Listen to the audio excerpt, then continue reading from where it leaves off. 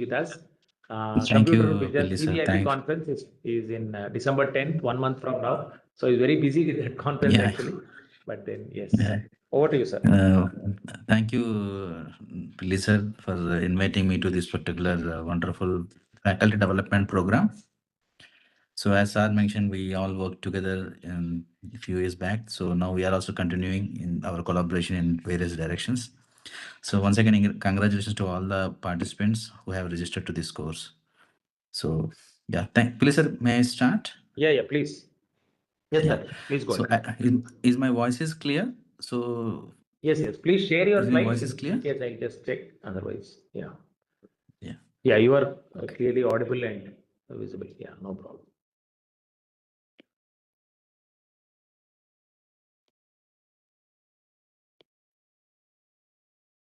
There are again slides.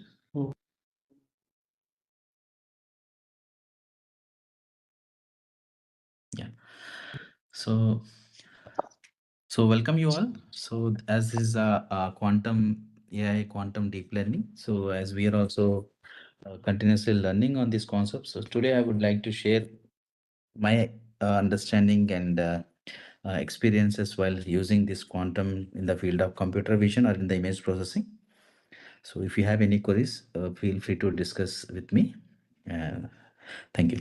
So as Sir mentioned, myself, Dr. Santosh Kumar Viparthi. Today, our objective is trying to cover from classical pixels to the quantum circuits or qubits. So, how we can able to correlate the existing concepts and what about the features we can extract? This is our today's objective. Now, if you might be seen here in the classical image processing perspective. So as we knew it in the classical image processing, I hope you might have some basic understanding about the pixels and the images, right? So if you can able to consider this is your image. Image is consisting of the various pixels, whether it is grayscale or binary or color, depending upon the type of the what of the property we are going to considering here. In the left side image, you are seeing this is a grayscale image where each pixel bit is represented with the 8 bits. Each pixel is represented with the 8 bits.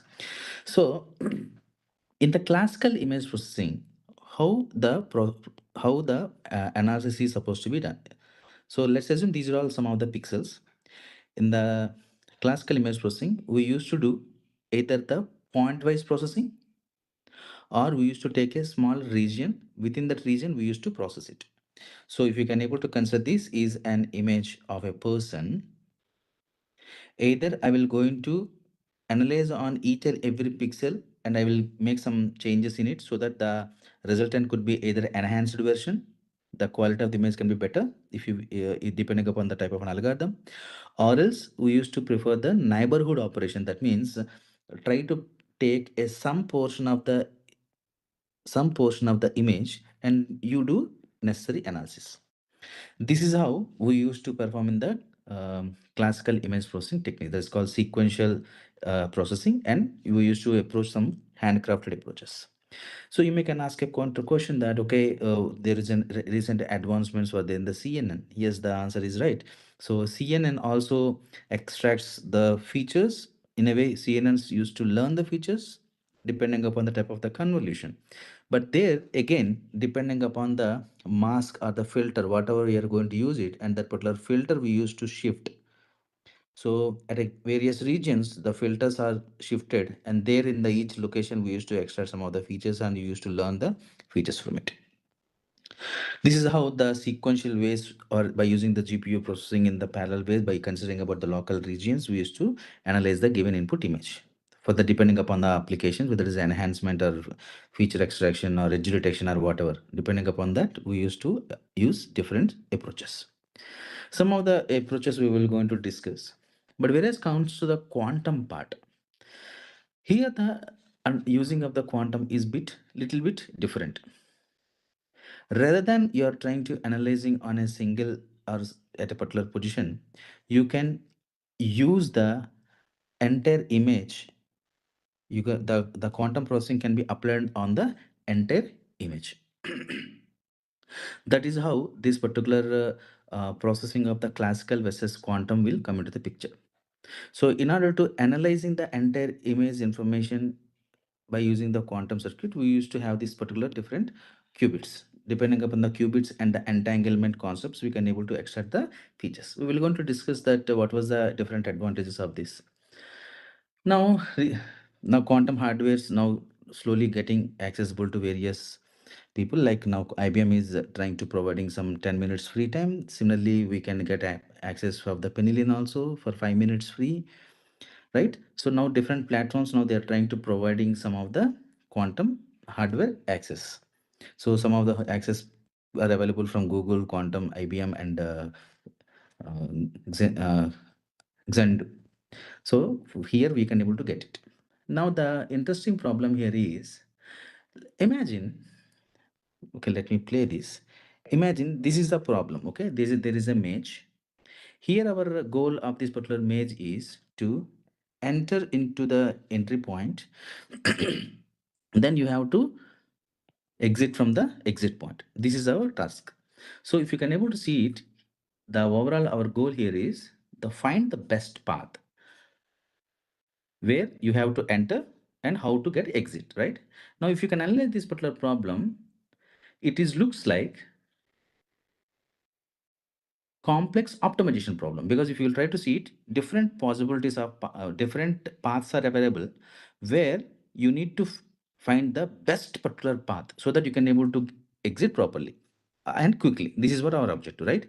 In the classical processing, what you used to do in the classical problem, if you can able to see it here, the classical computers will go into enter into the maze. It will try to find an way path. Once it is going to be hit, okay, the path is got closed, so it will going to find the path. Okay, now it is got stuck here. So when it is got stuck, it will go back again. It will try to go back and do one more search. Even though you will try to do the CNN, it is also trying to do the same thing. What are we trying to do? You are passing in input data and we are going to finding the losses. Then we are going to make our model to be learned. So it is sequentially happening. Am I right? One after the other.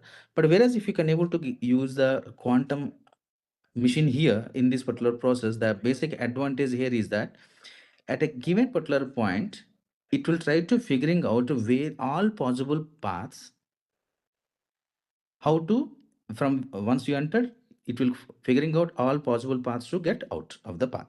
It will go to get out of the exist point. So this is another advantage of using the um quantum computer. This is another advantage, so that you can able to get the results in a shorter span of time. That is what the expectations are. Second thing is how the processing is happening. As I said in the things, that are we going to use the machine for parallel processing or in the sequential? In the classical computers and classical algorithms, as I said earlier, each and every pixel used to be processed sequentially, then outcome we used to get it. But in the quantum operations, all these pixels are processed all together with the help of the superposition. So that means you are trying to applying some operations in such a way that you can able to get an outcome by considering about the all pixels together. Now, now the entire image, what are the image is there? That entire image we can able to represent in a single state. That is another advantage of the quantum processing. That means with a single state, you can represent the entire pixels. All the pixels can represent the single state.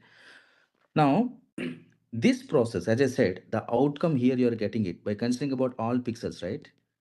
It is something like this is my image. You are getting an output where your quantum algorithm is considering about all the pixels together and generating an output. Am I right? This can be looks like a global transformation. That means you are trying to take an output by considering about the entire image and processing on the entire image. You are getting an output. It's called global processing. So global transformation. You can ask, what is meant by local? Local, as I said, local is nothing but if this is the image of phi cross phi or m cross n, each position, either you process something on the each position and get the output, or some set of positions, a set of pixels in a given position, take a small region, within that region you do some processing it, then generating an output.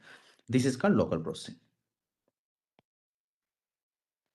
So in the classical and the CNN, we are trying to processing something in the given region. So that's called local processing. But your expectations is on the entire image. Your expected outcome is based on the global, but the processing is happening in the local region.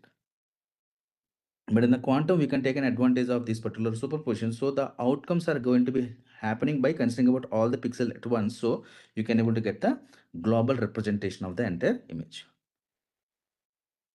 Now, there was an popular concept, as you already knew about it, that is called entanglement. What this entanglement does? So the entanglement here, the usage of the entanglement is, here we can able to make a relation between the pixels, because as you said, this is my entire image, you are generating an output. That's nice. And one experimentation with the samples, we will going to show it. Without entanglement also, we can do it only by considering about the superposition principle. Of course, we can able to generate an output. But what if you would like to make a relation between the pixels? If you would like to make a relation between these two pixels, okay, I would like to see that what type of the relation it is having. If you would like to know that particular local information also be considered, then we can take the help of the entanglement. So quantum circuits can be uh, can be reveal non-local features or subtle patterns via entanglement. So whenever you can able to use the entanglement, we can able to get the between the pixel relations as well. Now you may can have a question that how come this superposition and entanglement can make and help us in our image processing or computer vision applications here. So here superposition principle can be helped as a parallel operations. So to process faster, the superposition principle in the quantum can help as a parallel computing, like parallel operations, it can help. But entanglement can give you the relation between the pixels. So we are trying to use this quantum algorithm for two things together in by integrating the superposition as well as the entanglement, so that we can able to get the results faster. At the same time, we can also get the between the pixel relations as well. Here continuously I'm talking about the between the pixel relations. Why? Let's have a look into it. In the conventional mechanisms, in the conventional classical algorithms, if you would like to figuring out if you would like to figuring out, okay, this is an image of diagonal lines, right? To identify whether the given image is having any of the lines or texture or shapes, in order to identify, we generally uses some of the traditional operators like Sobel operator, Pivot operator, next Hadamard operator, or else we can use Laplacian operator. So different existing conventional operators, we used to use it to extract the features, because it will going to be apply in a given region. As I said, there we used to analyze it. What about the operators generally we used to prefer, that we will go to discuss in a while. So these particular operators will going to be help us to detect the edges.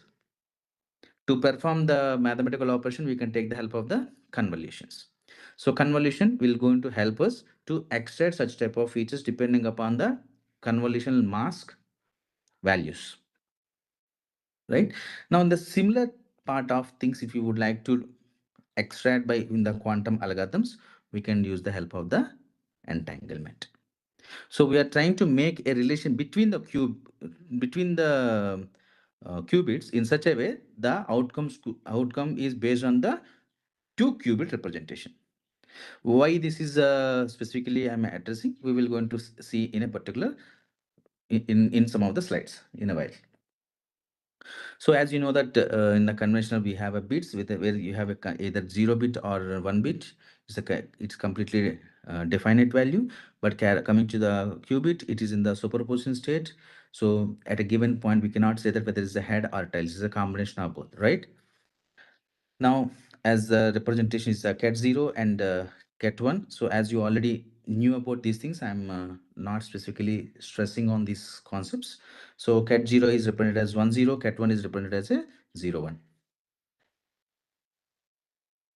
Now the another very important aspect in this particular process, which we are going to use it for the mathematical representation as well. This is a quantum superposition.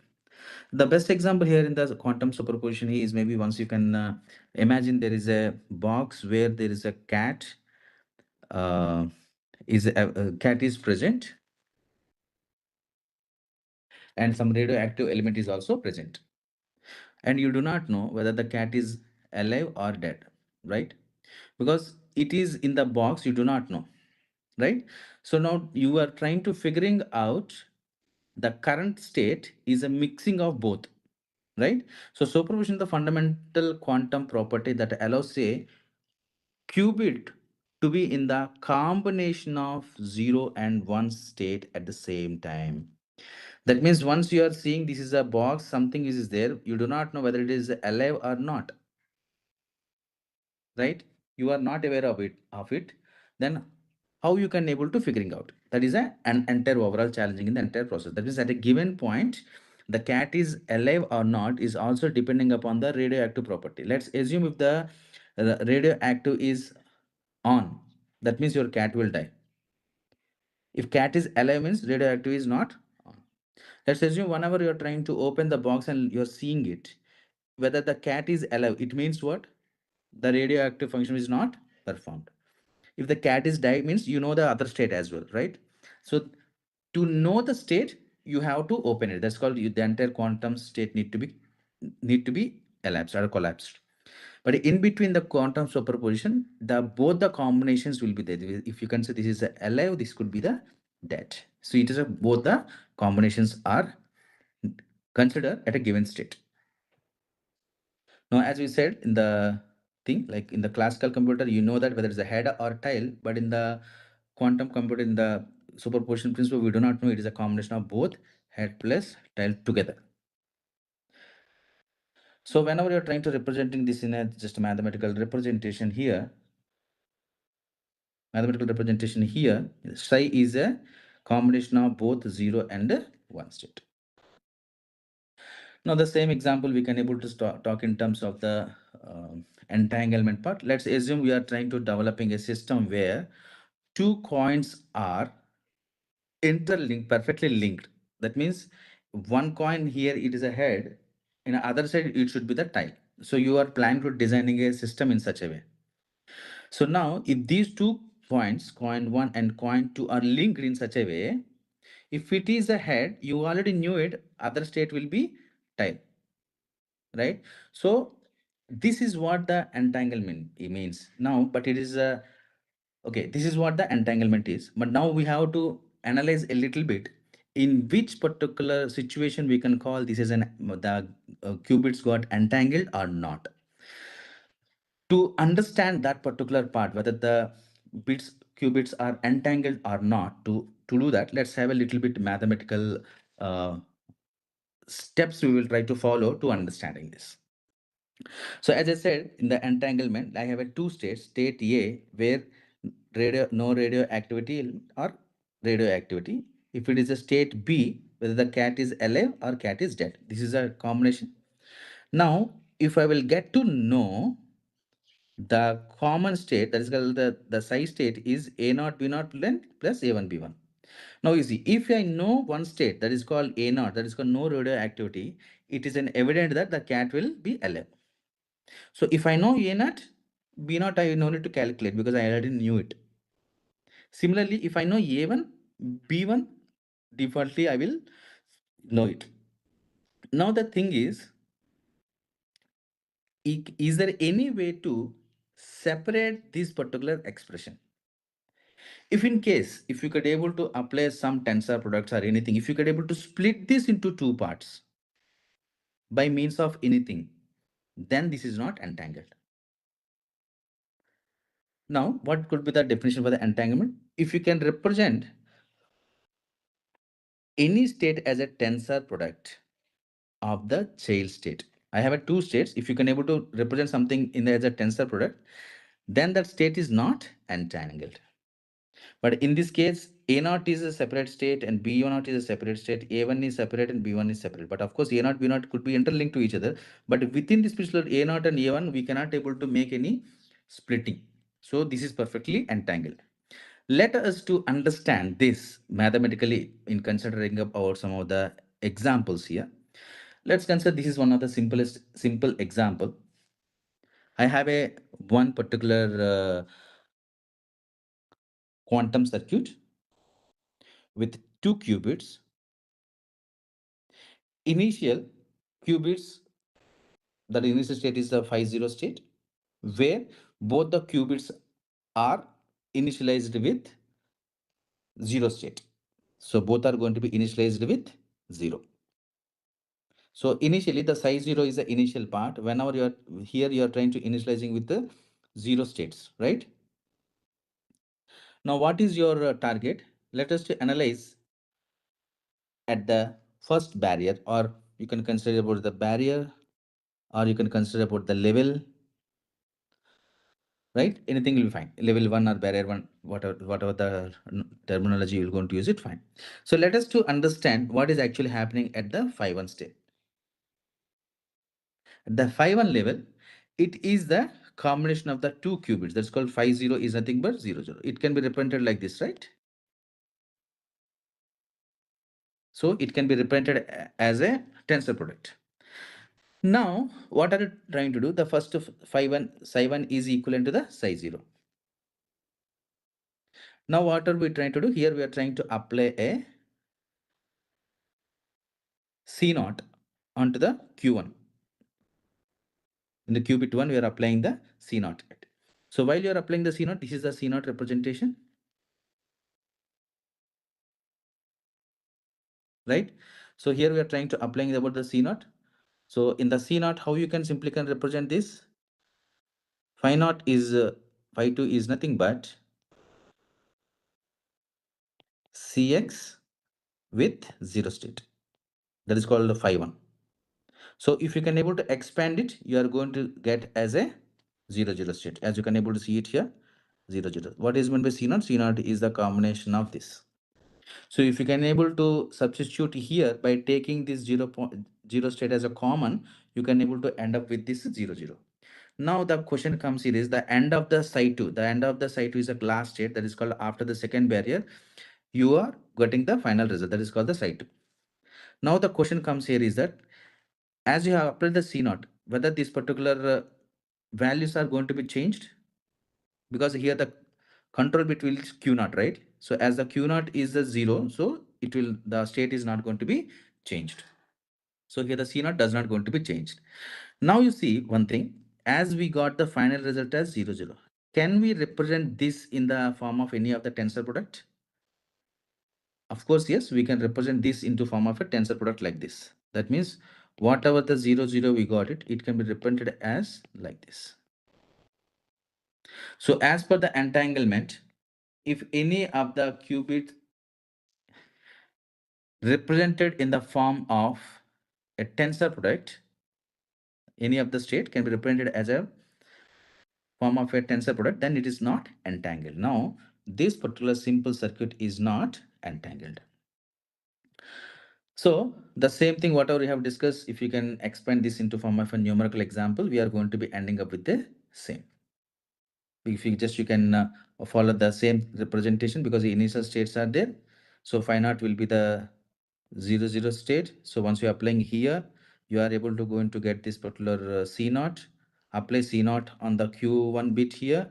So you are going to get the final state is 0 0. If you can represent the same thing and mathematically, you are going to get the 0 0. So now we can clearly see that it is not entangled because it is can be represented as a tensor product. To make it this problem little more interesting, what are we trying to do now? Let me add C naught, anyway I'm using it. Let me add a small gate in between. That is what called the Hadamard gate. Let me introduce a small gate here. That is called Hadamard gate. Now what will going to happen? As you know that initially we are going to initializing these states with 0. So the default we are going to initializing with the 0 state. So you got 0 0, the phi 0 will be 0 0, and you know the what is the phi 1? Phi 1 is as same as the phi 0. right? Now I'm trying to applying the Hadamard on it. So whenever we are trying to applying the Hadamard, this is the Hadamard representation. This is the gate part. Hadamard 0 is this one and Hadamard 1 is this one. So once you are going to substituting Hadamard on the 0th qubit, what could be the outcome? So you are going to apply this Hadamard on the qubit, that is called the phi 2 state you are trying to analyzing here. So whenever you are trying to analyzing at the phi 2 state, you are going to get this. How you can get? Maybe you can expand this. Phi 2 can be written as Hadamard of 0, 0. It can be represented as Hadamard of 0 with 0. Sorry. Yeah, 0. So if you can represent Hadamard 1 upon root 2, this is called 0 plus 1 with 0. So you can further expand this tensor products. You can able to get this particular representation. Now, once the Hadamard part is over, that is phi 2 is calculated, then we are trying to applying the C naught gate. So now this is a combination of one Hadamard with C naught. So once you are going to apply this particular Hadamard with response on the C naught, let's try to see what will going to happen. So now apply the again superposition principle here. So you know the C naught part. Once you are calculating at the phi 3, that is called the third barrier. Once you are applying here, you are going to get this particular state. That is called the phi 3 state is nothing but phi 3 is nothing but Cx of phi 2, because phi 3 is nothing but Cx of, because you are trying to performing on the C naught on phi 2 is nothing but Cx of 1 upon root 2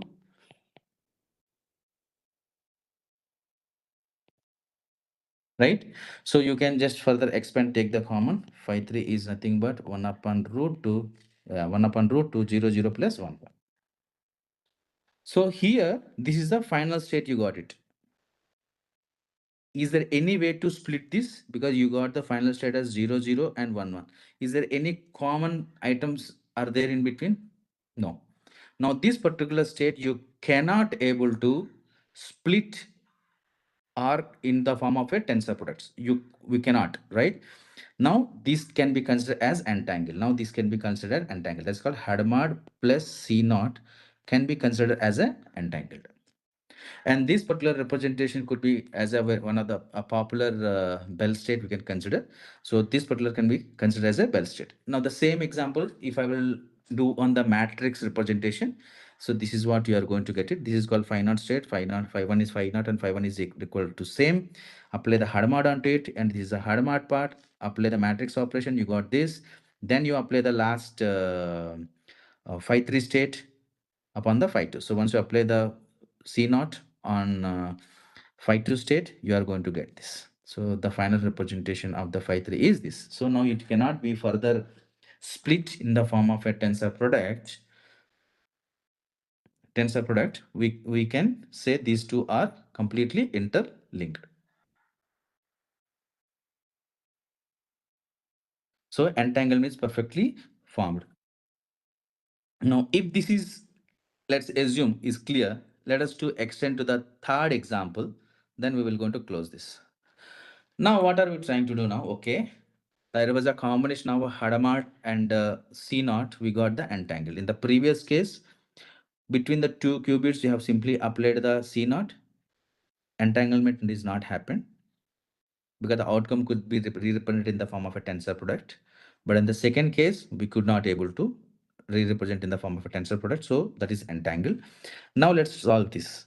If you are already familiar, maybe you can have a simple attempt here how to perform this state calculation. Let me give you the hint.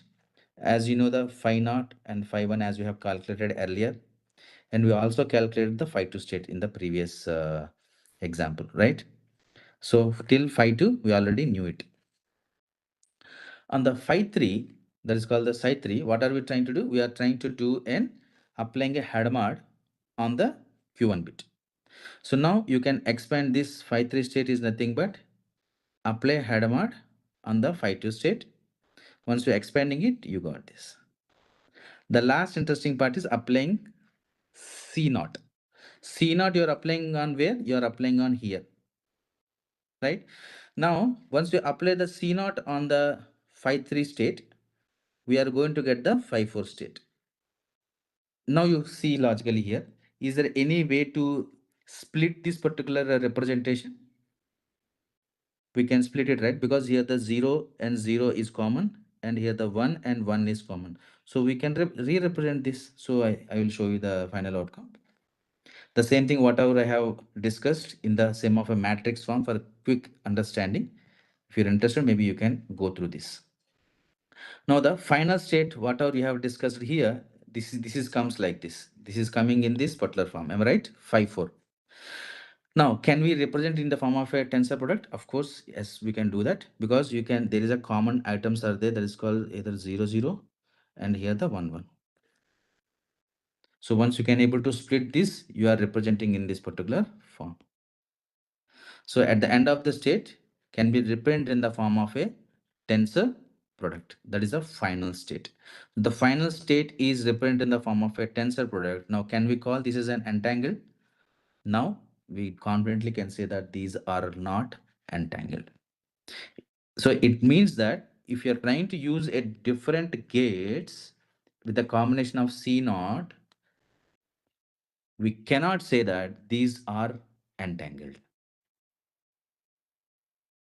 I hope this particular part you are clear. Now let's move to the next part, that is what called quantum parallelization. What was the advantage of it? In the previous thing I have told you, this is my image. I'm trying to use a quantum algorithm. I'm trying to get the global representation. This is what we are talking about, right? In the quantum parallelism also, let's assume you are trying to analyzing any of the video. Video is nothing but collection of frames, right? In the conventional mechanism, what are we trying to do? We are trying to analyzing each frame or some set of frames, either each frame or combination of 1 to 3 frames or 1 to 10 frames, or some subset of frames. We used to take it and we used to process it. If it's a time series data, if you would like to analyzing on the temporal sequences or temporal relation, if you would like to extract it, then you need some set of frames, maybe frame number 1, 2, 3 combination, you can analyze it. But in the quantum parallelism, the advantage is if I have 100 frames, that means a video consisting of the 100 frames, you are processing everything at a single time. It means that you are trying to press the all the keys of the piano at once. It doesn't mean that we are creating a noise. Whenever you are trying to press all the keys at once, still you can able to generate a music. That is whatever the chords we can able to generate, we can generate. That is what the advantage of the quantum parallelism. This is what we are trying to representing in the form of a classical versus quantum parallelism. Now, the next important factor is quantum interference here. So what it does in the quantum interference, for example, as we know this quantum algorithms, the outcomes are not actually directly not deterministic, right? It is in the combination of probable values. Now, the quantum interference, what it does, if your probabilities are towards very much as per your expected outcomes, it will go into add the values. That means the amplitudes adds, probability increases. Or if you're trying to do in other way around, then amplitude cancels, then probabilities decreases. That means this interference will going to help us to predict outcomes as per our expectation. If your outcomes are towards the positive, it will add some extra amplitude so that it can able to predict properly, make correct answer more clearly or more likely. So this is what the normal representation, that is called measurement of the probabilities. By using this particular quantum inference, it can be either constructive or it can be destructive. If you are not using this particular quantum inference, it can be simply considered as a random guessing. What are the output you are going to get? That will be random guessing. That means there is a strategy where we can able to predict our outcomes. If we are predictions are close toward the outcomes, it will going to be add on the amplitudes. So that is how the quantum inference will going to work. The last important factor is here is the quantum measurement. So once you are going to until you measure, it is in the form of a superposition. But once you are trying to estimating, like, okay, what is the outcome? That means you're once you have started measuring it, the quantum state is going to be collapsed. So when a qubit is measured, the collapsing from the superposition. That means once you are trying to measuring it, what will be the outcome? That outcome calculated is nothing but the superposition state is collapsed. Okay. Now these are all the various gates. So as you already knew about these gates, I'm not discussing. But now you'll try to see this interesting point here. C naught and swap and rest of the gates. There is a one interesting thing here. So which gate will be learnable and which gate will be non-learnable? Because if you can able to see the C naught properties are remains fixed, or swap is remains fixed. So whenever you're trying to use these particular gates, there is nothing to be learned here. But whereas you are trying to use the gates like this, rotational gates, for example. So in the rotational gates, as you can able to see the theta, what is the value of theta? What is the theta value? So depending upon the what type of the circuit you are designing it, these theta values are going to be learned. That is called orientation, right? So as per our requirements, we can choose different gates. So there are many circuits are there with the conventional circuits also, like C naught, combination of the C naught and poly X, poly Y. This is also there. And Hadamard, as we have discussed just before, because Hadamard properties are fixed, C naught is fixed, the outcomes are always same. That will never going to change. But whenever you're trying to use this particular rotational z, y, or x, as you do not know the theta value can be varied depending upon the what of the inputs you are passing to these particular gates.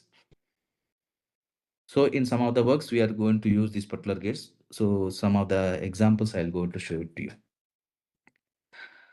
Okay, now you can see about this quantum circuit. This is my input. This is my circuit. This is my measurement. Now, to make you little bit familiar or to feel easy, let me write in this way. I will try to make some similarity,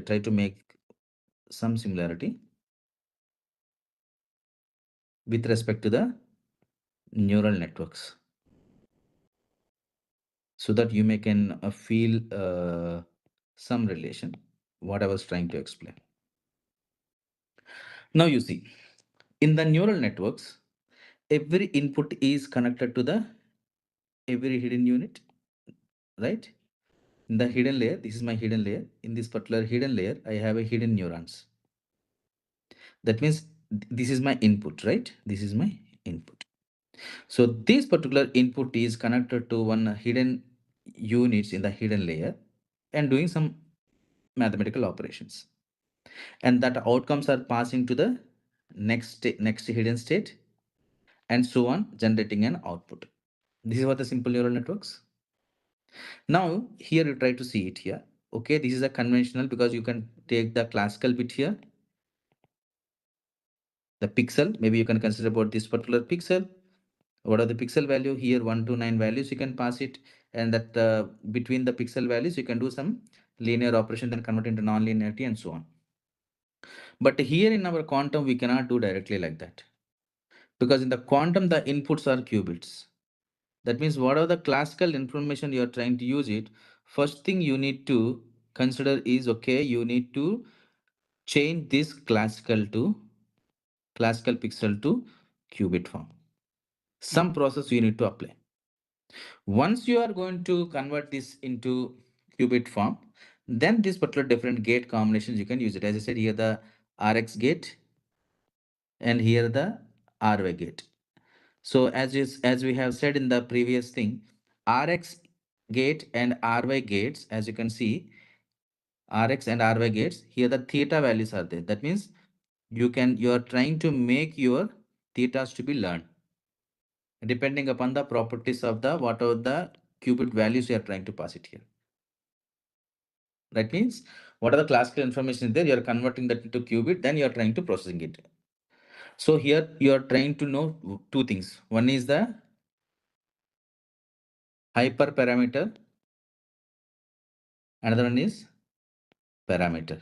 So we will going to see these hyperparameters and parameters all together with some example with little bit code if time permits.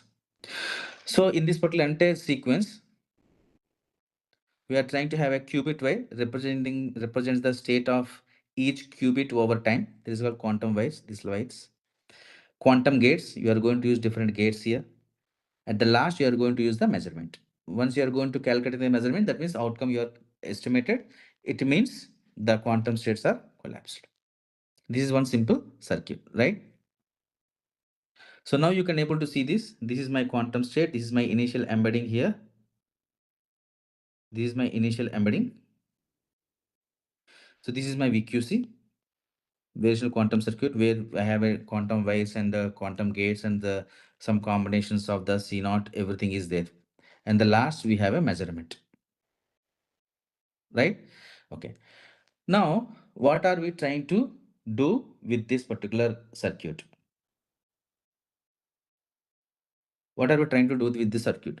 Now, if you can able to see this here in the RZ initial gates, these are all going to be helpful for us to convert our classical to quantum state.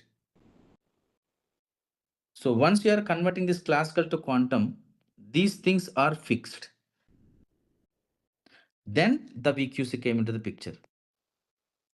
Now, based on whatever you're feeding here as an input, based on that particular input, these are going to be learned, right? So here we have a turnable parameter that is called theta and phi to you for a different optimization problem. That means what is our best expectations here? We should get a better values of the thetas and phi's so that your model could able to understand or learn properly. How it can be done? Let's take a simple example with the angle encoding part. So we have two things, data embeddings are there, two things here for the two different types of data embeddings are there. One is angle embedding, amplitude encoding. What is angle and amplitude? So what are we trying to do in the angle encoding? Let's try to see it here. What are the initial values you have? Use one of the gate here. RZ gate we have used. You can use the RX or RY. Anything will be fine. So the classical features, whatever I was talking about the classical features in the neural network, that is called inputs. If it is your image, pixel values, pixel value 1, 2, 3, 4. This is 1. This is 2. This is 3. This is 4. And what are the classical features you are trying to pass on to the quantum circuit? First, you need to do some embedding. In order to do that particular embedding, we can take either you can apply the angle encoding technique or amplitude encoding technique. So you can use the angle encoding here. So what are we trying to do here in this angle encoding? What are we trying to do? Each and every pixel has passed to this. Okay, let's take simple example. Now this is my input image 0, 64, 128, 255. If you can clearly able to see this, 4 pixels are of different pixel intensities. The edge information, everything is available. But here we are not bothering about whether the edges are there or not. How to convert this classical pixel, that is called 8-bit representation, to this particular data encoding technique by using angle encoding. So what we have done, theta equal to this one, because you need to estimate the theta, right? So theta value is x upon 255 into pi. What is the value of x? X values are this. Initially the x value will be 0, so theta value will be 0. Second pixel is 64, so 64 upon 255 into pi, 0.79. Third pixel is 128, 1.57. Fourth pixel is 255, you got 3.14.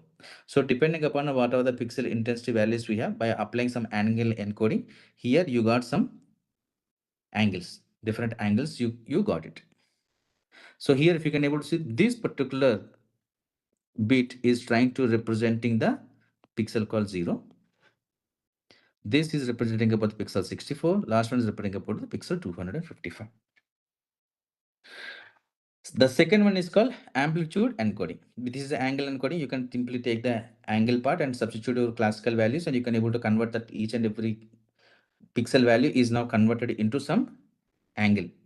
Now those angles can be considered as data encoding technique for your rest of the quantum circuit. The same way we can also apply about the amplitude encoding. Here we are trying to apply some strategy of normalization part. Let me simply explain with the example. Here you have pixel intensities. These are all pixel intensity.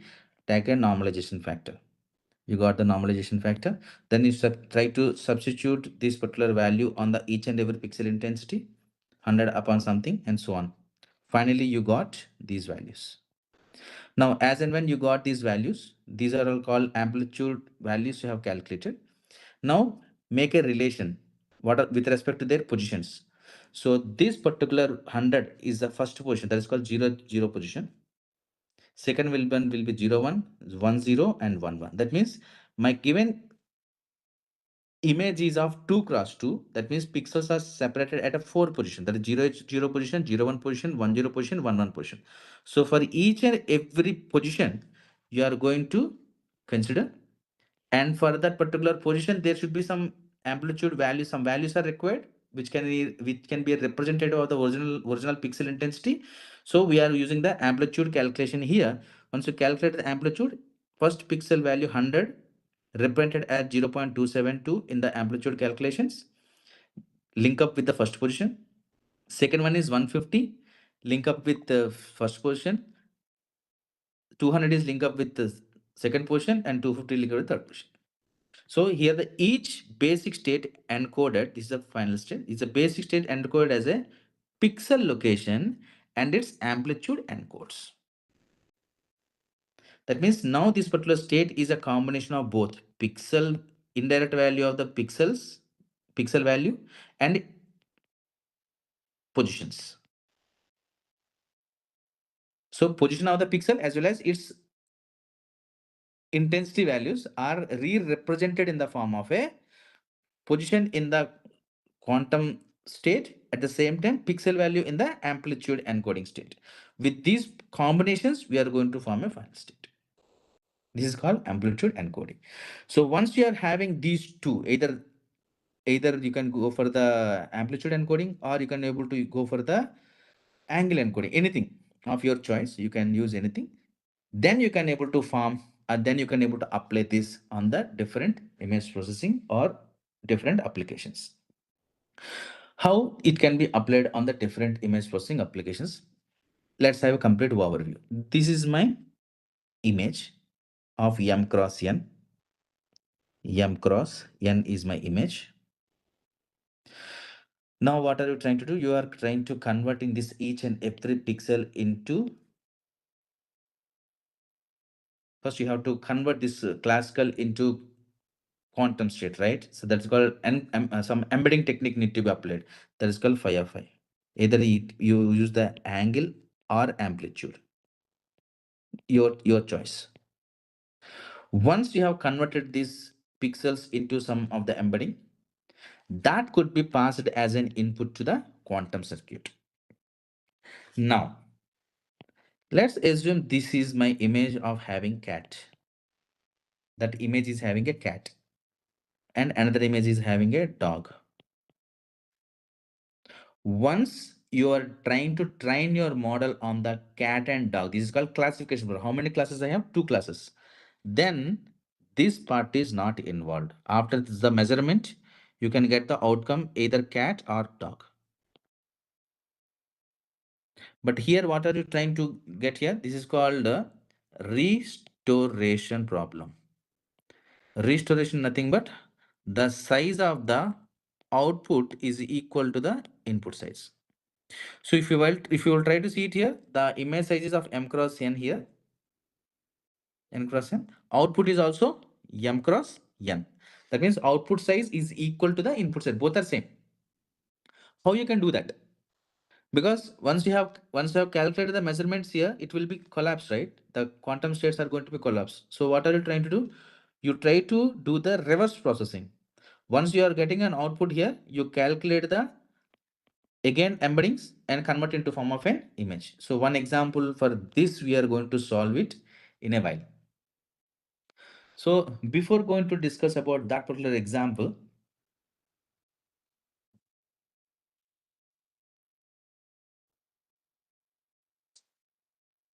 Before going to solve that example, let me take one simple basic point, then I'll directly jump into that example.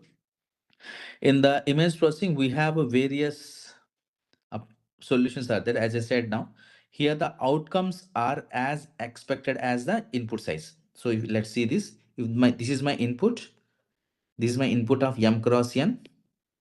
What is my size of the output here? M cross n. If it is a p cross q, output is also p cross q.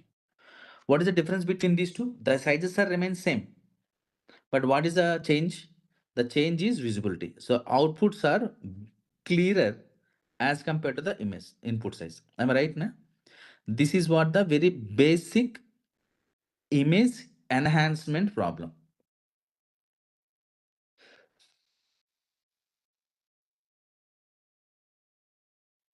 Basic image enhancement problem. So output size should be as equivalent to the input size. The difference could be depending upon the type of an application you are applying it. So in order to generate that, what are the circuit I have shown you in the earlier slide? This is one example for the enhancement. Okay, in order to do this, we have a different set of concepts are available. Let us to stick to very few. One is the spatial processing. Spatial means in the spatial algorithm, what are we trying to do? I have an image intensity pixels are there with me. This is my pixel intensity value. It can be anything. I'm talking about the spatial processing. Spatial is nothing but you're directly performing some operation on the original pixel intensity value. So here some pixel intensity value that is called f of x comma y. There you are adding some constant. You're doing some constant value. So as and when you're adding some value of b, depending upon that outcome will be affected. How? Let's have a look. If the b is equal to 0, that means the g of x comma y is a resultant or a outcome. The output is actually as equal to the input because you have not added any extra value to it. So whenever the b is equal to 0, that means that can be considered as an input itself. The output is equal to input. So what if I'm adding the b is greater than 0 value? That means b equal to 20. If any of the pixel intensity you're adding 20, it should be enhanced. Why? Let's have a look. In our image processing, we have a grayscale intensities from 0 to 255. 0 means black, 250 means white. Am I right? Tell me one thing. While you are trying to see these numerical values 0, 10, 20, 200, 255, what is it? What is your common observation between these values? 0 means it's a pure black. 0 means it's a pure black. It doesn't have any of the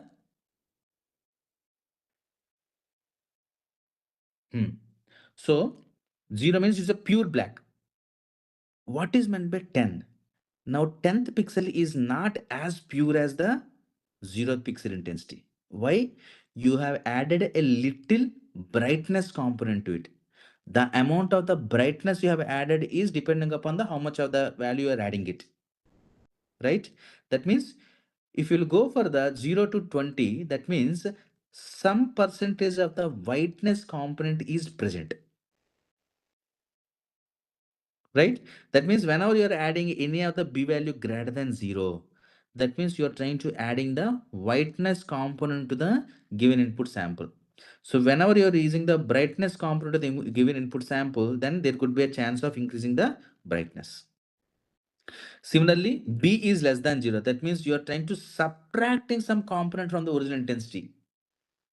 With the b equal to minus 5, my original intensity is 5. 5 minus 5 is 0. That means 0 is more black as compared to the 5, right? So more darker than the 5. So here, whenever you are reducing the b is less than 0, then it is decreasing the brightness. So whenever you are not adding any 0 value, that is called the original output is equal to input. If you are adding b is greater than 0, the brightness component is increasing. If you are reducing b value less than 0, that brightness component is reducing. Now you may can ask a question. Okay, fine. I have a pixel intensities are from 0 to 255 only. If I'm adding 20, the output range is shifting from 20 to 275. There could be a possibility, right? It is a out of range. Yes, that is a limitation of this particular gray level mapping concept. That means here, what are you trying to do? Here you are performing adding some value to each and every pixel. Now in this process, is there any relation between the pixel 1 and pixel 2? We have not taken any relation within the pixels. No, we haven't taken. We directly processed on each and every pixel. We have directly processed each and every pixel. Then we are trying to processing it. So in order to overcome this out of range, there is another alternative approach that is called g of x comma y equal to a into f of x plus x comma y plus b. That means to make the into normalization factor, you can use the extra variable called a and b. Now here the question comes is that, sir, what should be the value of the b and a? That is experimentally only we can do it, right? Yeah. Another example is, again, this is a point processing. Point processing I'm talking about. That means no concept of entanglement. I am not at performing any of the entanglements, or I'm not performing any relation between the pixels. We are not doing anything. Still, we can do some operations, image processing operations. Whether those operations are fruitful enough to reach the standards or not, that is secondary. But can we perform an operation or not? Yes, the answer is yes, we can do it. Because here I am trying to performing or analyzing on each and every pixel to generate some output. Right? Now, second, in the same fashion, the second thing is called negative image generation. In our simplest form, this is called whatever the X-ray you're taking. X-ray is in the black form, but whenever you are going to show this X-rays to the doctor, he will go on to put this X-ray onto the white light, right? Then he will go on to assess. The same thing here. What are we trying to do now? Negative image creation is nothing but, what is your maximum pixel intensity? Maximum pixel intensity is 255. You subtract the current intensity. What are the pixel intensity there? Just you try to subtract from the 255. What are the outcome you can able to generate it? That will be your negative image. Let's assume you have a pixel intensities like this. 255 is pure white. 0 means pure black. What we have done now? S is nothing but 255 minus 1 minus R is here nothing but the original pixel intensity, which value 0. So 0 is nothing but 254, right? So here, why they have used the 1 here? Because they have started analyzing from 0 to L minus 1, or it can be 1 to L, any range. So in this example, they are considering from the 1 to L. That means the first pixel intensity is 1, not 0. 1 to 256. That's what the difference is. Now, your pixel is pure black. Once you are subtracting from the highest pixel intensity, that is called 256, what is your outcome? Outcome is 256. So if the pixel intensity is 0, the maximum outcome will be 255. If the pixel intensity is L minus 1, then if the pixel intensity is 255, then the outcome will be equal to 0. That means 0 pixel map to 255 and 255 map to 0. This is what called the negative image creation. Here also, we haven't applied any of the point processing operations. Then how it will looks like? This is how it will going to looks like. In the left side image, if you can able to see this black zebra style with the white background is looks like as a different black background with the white stripes. So this is what called the negative image creation. Still, it is a point processing. The best example here is on the uh, medical imaging for the breast cancer or tumor, anything you can consider here. What are the mammograms here? This is your original image. This is your processed or negative image. So here is it visually appealing, right? This visual appealing is called enhancement. Now we have different approaches for the mask processing that I will discuss now. I will not discuss now. We will going to discuss later. Let us to go and analyze the same thing with the image enhancement concepts on the quantum circuits. Let's try to take this example, then we will try to analyze it. Now here I am not trying to figuring out any relation between the pixels.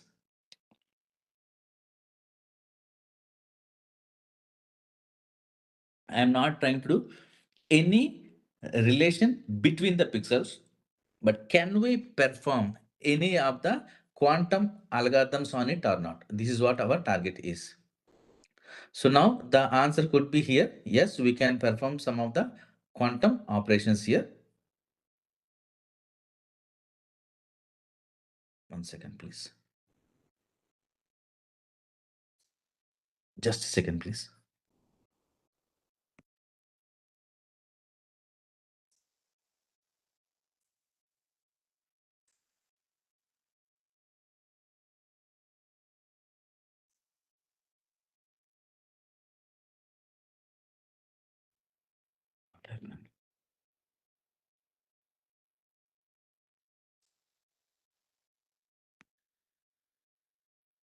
Okay, we will see later. Okay, now this is my image of 3x3. Like, try to look into this particular 3x3. This is a black pixel. This is white, black, white, black, white, black, white, black. Right? How many pixels are there? I have a 9 pixels are there. So what I'm trying to do now, these 9 pixels, and these are classical pixels, and we are converting into qubits. So we need to convert, right? Just we are flattening it. Some encoding need to be done because first pixel position, second, third, fourth, fifth, sixth, seventh, eighth, nine. So Q0 to Q8. So 9 pixels as an input, and in your quantum circuit, initially you have represented in the form of a Q0 to Q8. But what should be the values? So some embedding need to be performed, right? So here we are trying to performing some angle embedding. So in the angle embedding, you know it, the black pixel is nothing but 0th pixel, and 1 pixel is nothing but 1 pixel. And so 1 is nothing but white pixel. You know that, right?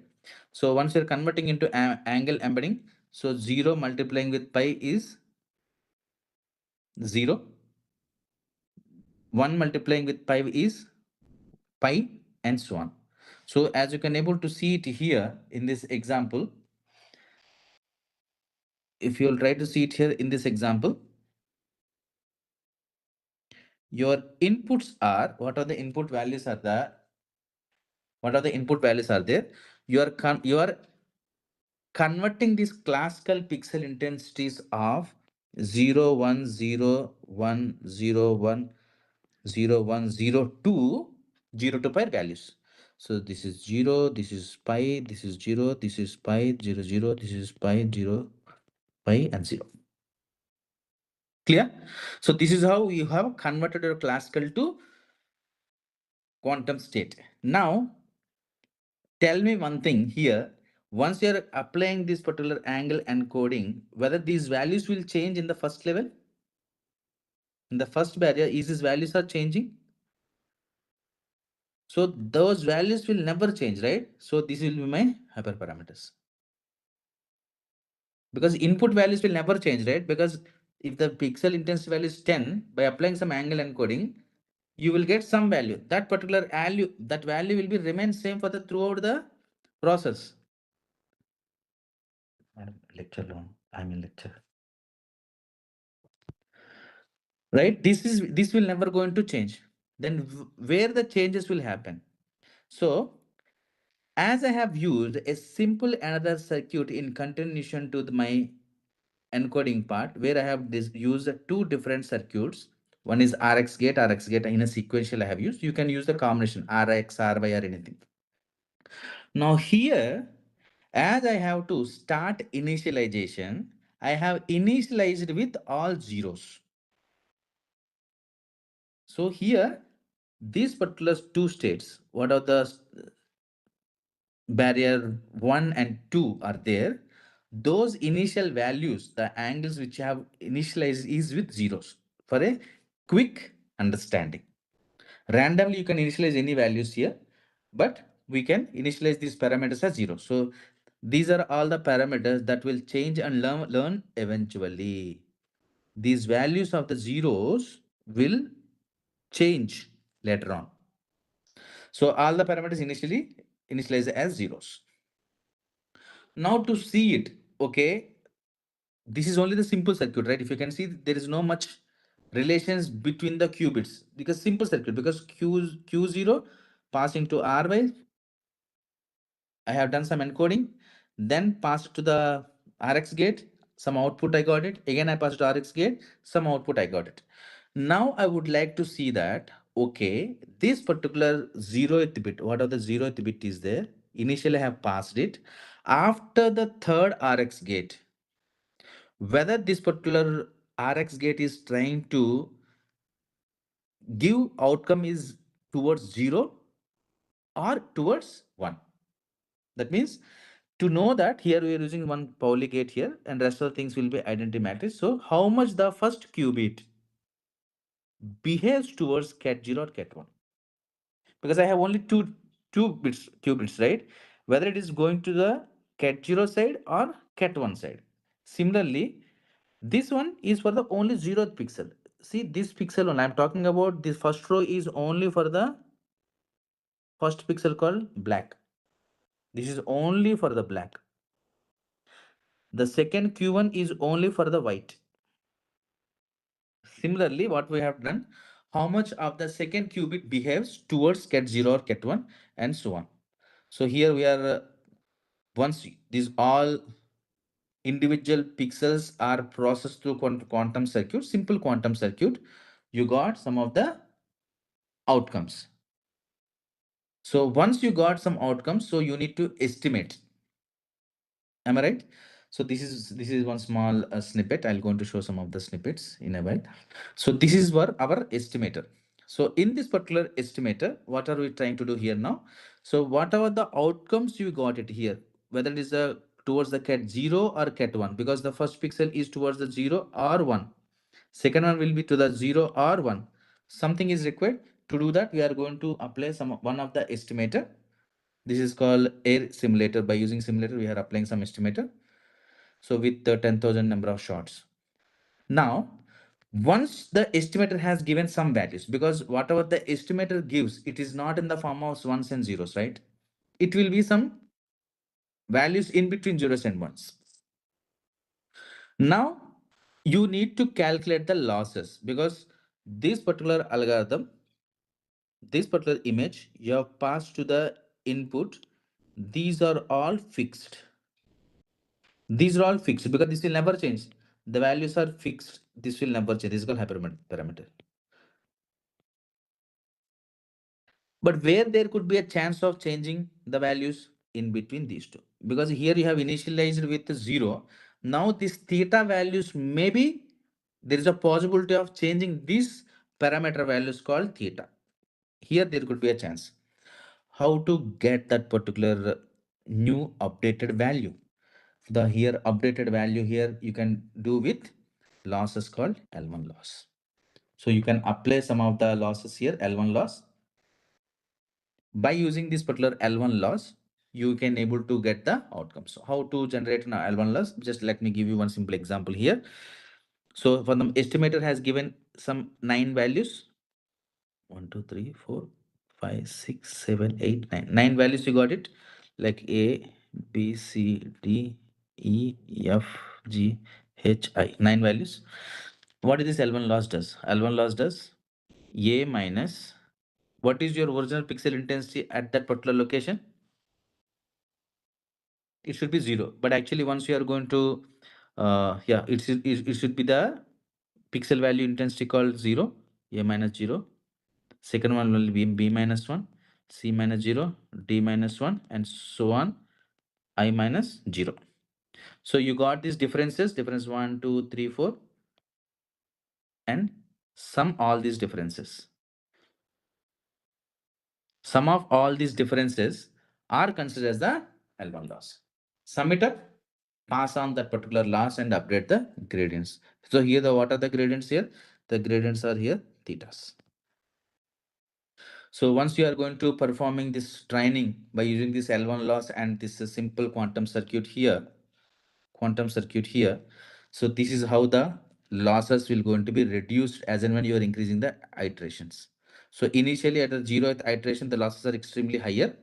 But as and when you are continuously repeating this particular process and these theta values are learned in such a way, the losses are also going to be slowly reducing it. So once slowly reducing it. So as you can able to see that initially once we are trying to pass it at the final reconstruction, we got it like this. But if you will try to analyze this in the more detailed form, initially this is the target image, that is my input. So in the initial first iteration, if you might be seen, the model could able to predicting different because the white, black, white, black, white, black, and so on. This is the initial reconstruction. So whenever you're trying to do, the loss is extremely higher because here the value here is black, but here you got white minus black. That means 255 minus 0, 255. Too much of difference variance is there. That's what the initial losses are extremely higher.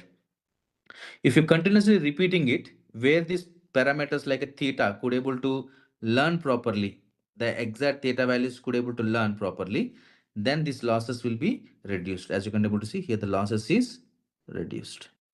As and when you can able to see the losses are reduced, the reconstructed image is almost matching with the expectation. It is not exactly as the input, but it is almost able to do the similar reconstruction. So the you can able to see the right side here, the visualization of the problem here. So the pixel intensity 0 is black, one is one is binary image, right? Second pixel is white, third one is black, fourth pixel is white, and so on. So if you can able to see, the targets are in the green color, right? Targets are in the green color. Now you can see first, second, third, and fourth. Fourth is not pure white, it's somewhat grayish, right? So the green color you can see, first one is 255, 255, 255, and some number. 255 is nothing but normalized factor is binary 1. So 0 is black, 1 is white. So here the pixel called 1 is white. So here the pixel values will be 0 to 1. So you got 1 1 1, some between the 1. So your model, once the proper training is done with the n number of iterations, you could able to see it. The bluish values, whatever you are seeing here, these all bluish values are almost trying to predicting as similar as the model. So the first one is not exactly as a pure white. It is somewhat whitish towards whitish. It's not exactly pure white. But in the second and third target is perfectly matched. I hope you're clear on this. Okay, I'm up to as so far. If you have any questions, please ask me. I have covered some of the basics and comes to this particular image reconstruction without using any entanglement. If you have any questions, please discuss with me. I'll pause here for a while. You can put some questions in the chat box if you wish to.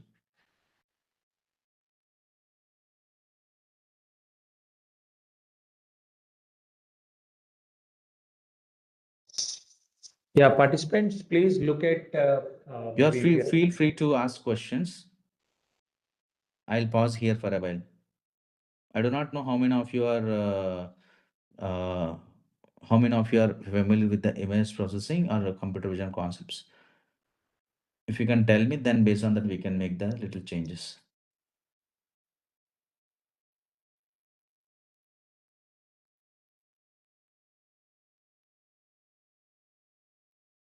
Dr. Balaji, you can also write the comments. You can mark the comments. Yeah, you can keep typing. Sir will look at that. Yeah. You start writing it. I will make the changes. So somebody has to ask me that can we apply on the color image? Of course, yes, we can apply on the color image. I'll show you once the basic concepts are over, then let me show you some of the sample results of some of the research articles. We will do that. So as so far as I said,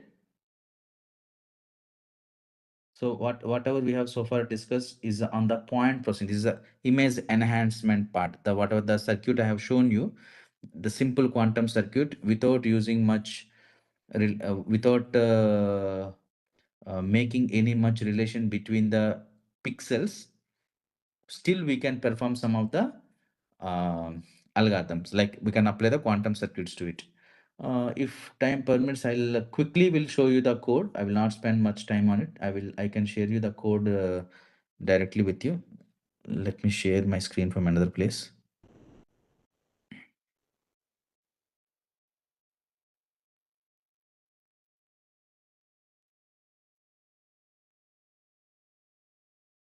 Okay, now you can see my screen from here laptop.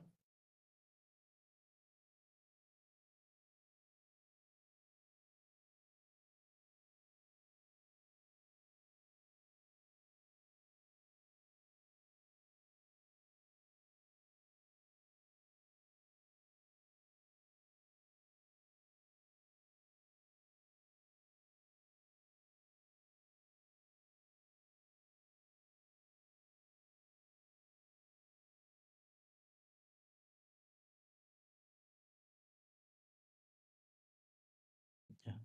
So I'm going to share this code, no need to worry.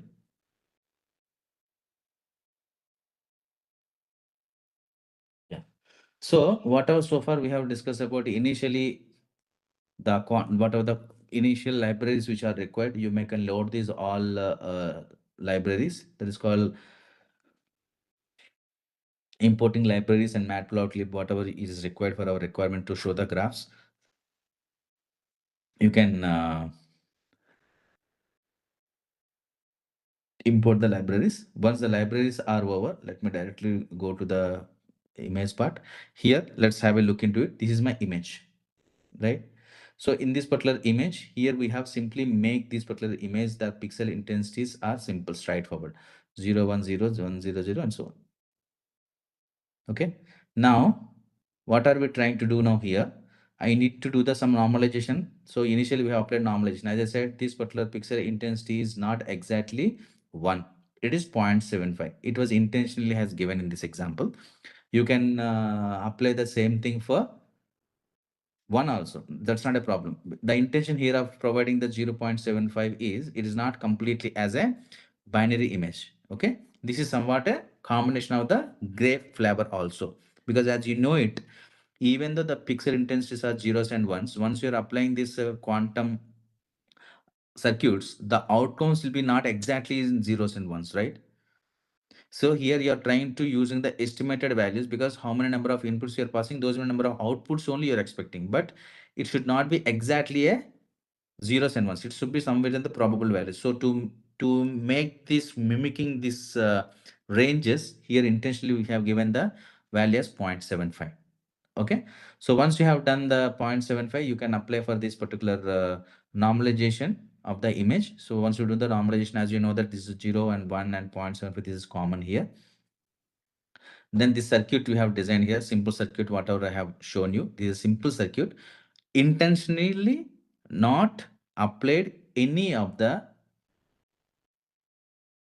entanglements between the qubits. We have not done anything. The here intention is treat this particular problem as a point processing. As I said, now point processing means each and every input pixel you do some performance. Take single pixel, do something. Take another single pixel, different location, do something. That is called point processing. Now in the same case here, if my input is 9 pixels, can I perform some quantum operations on each and every cube pixel? The answer is yes, yes, we can do it. Whether the outcome is good or bad, that is secondary part. Yes, we can do it. So this is a circuit which we have generated, that is called uh, simple quantum circuit. Now we need to have some observations, as I said in the last, no, because once you have performed the circuits, you need to observe. So in order to observe here, we have taken the help of this Pauli observer. So in the Pauli observer, what we have done, the initial value observer is Z, rest of the values are I. That's called identical. So how many qubits I am using? 9. So I have used the 9 observers here. So once you have done the 9 observers, so this is a image reconstruction. This is called the estimator. As we said about the estimator, that is called air simulator we have used. You can use any of the different simulators. Just for an example, we have used one air simulator with the backend estimator. Then we have used the L1 loss. So here you can use L1 loss or L2 loss or anything. That's called mean absolute and mean square error. Whatever you wish to use it, depending upon any of the given application, you can use it. As this is an example, here we have used the L1 loss here. Okay. So once the L1 loss is there, so these are all my, whatever the circuit is there, these are all my initial parameters, right? Because these are all my initial parameters are zeros, all zeros. But what are my targeted values? The all my targeted values are this 0, 1, 0, 1, 0, 1, 0, 0.750. So whatever the black and white image I am talking, that is my target, right? Now you can take the differences between these two. So whenever you can able to get the difference between these two, where you can able to see the variations. Am I right? Now once you have performing this, yeah, this is what the training here, because it will take more time. I'm not running here anything. Just I'm going to share this code. You can have a look into it. So once you try running it, it will go for the n number of iterations. In this example, we have done for 50. You can run for more different losses. You will go to get it. Then results can be shown here. So whatever the results are there, whatever I have shown here in the slide, these are all the same results. That means here, what are we trying to do here? These are all the final results. Target image mean is 0.447 and final recursion is 0.44018. Mean object error is 0.25 and so on. The reconstruction accuracy is 97.5. That means are not 100%. It is trying to be giving the 97% of the accuracy, right? So here our objective here is whenever you are trying to develop any of the quantum circuit, the first question we need to analyze it, what actually we want to do. What is our objective? If my objective is on handling on image enhancement problems, yes, this is one of the simplest example we can go for it. If something else, feature extraction or edge detection, something else problem we can prefer. Okay, somebody has written that, can we apply this color image? Yes, of course, yes, we can apply. So how can we convert the classical bit into quantum bit? As I said, angle embedding or amplitude encoding, we can use it. As we are talking about angle and amplitude encoding, one encoding technique you can use it here. In this example, we have used the angle encoding so that it is converted from 0 to pi range. We can apply for grayscale image and binary image and color image also. As this example is somewhat to make you easy for the computations to run in a shorter span of time, we have taken the binary image.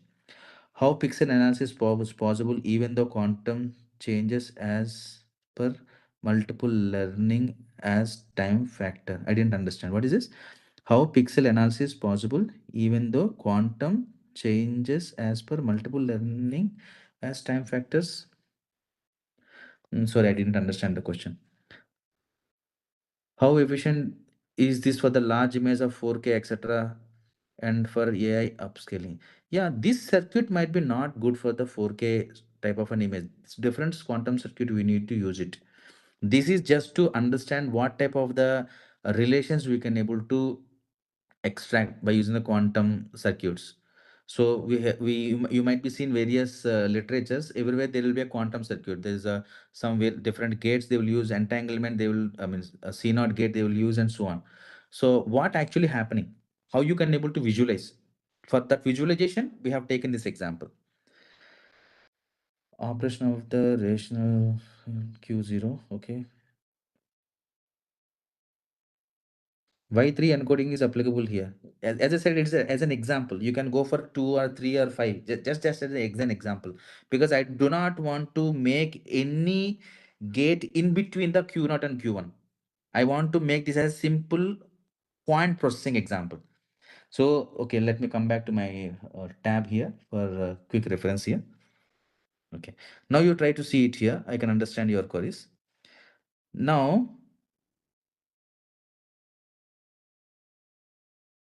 here, try to see this part.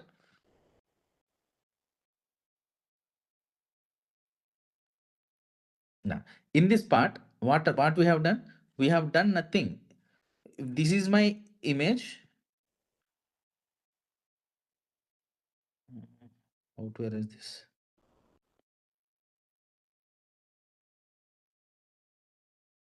Okay, so if you can see, this is my image.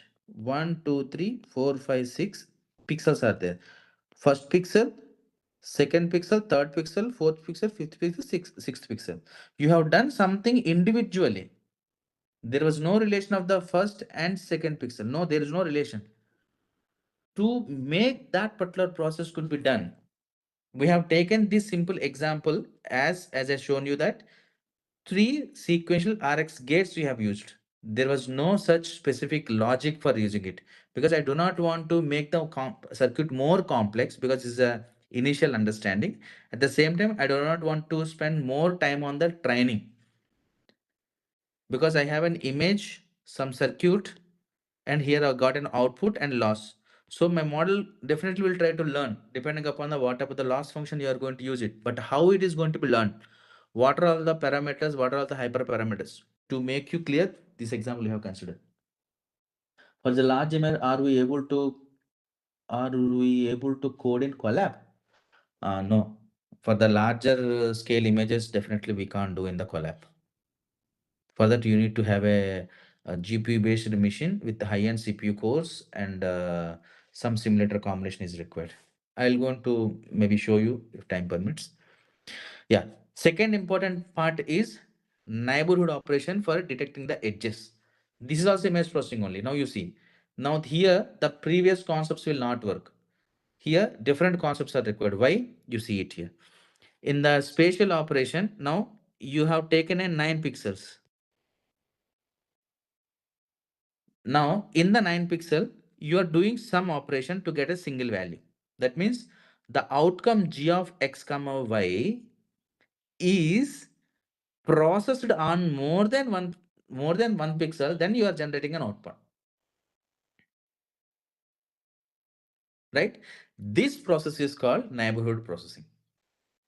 So that means you are trying to figuring out some sort of relation among the pixel. So this is one pixel, this is another pixel, third pixel, 1 2 3 4 5 6 7 8 9. So there are 9 pixels are there. By taking this 9 pixel, you are trying to take a single decision. That means you are trying to make a relation among these 9. So you tell me whenever you would like to get an outcome by taking more than one pixel as a reference, what you need to do?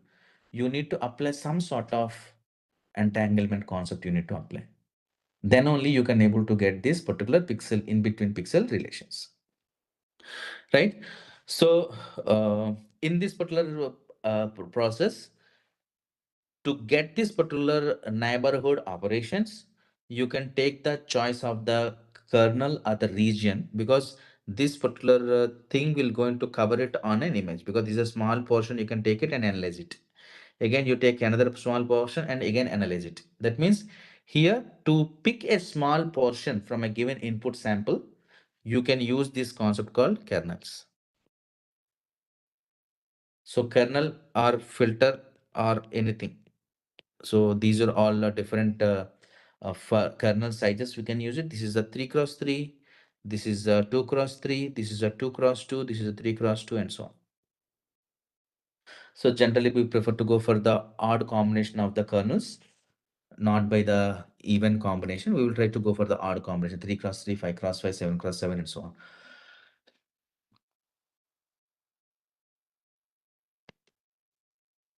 Right? Now, what is meant by an edge? This is an important factor here to know about it because in the continuation of this particular edge part, we will go for the Sobel edge. So now you try to see about this particular edge part. Let's assume this is my image of 3 cross 3. Okay. Now I am trying to performing this particular vertical operation A, B, C, D, E, F, G, H, I. Okay.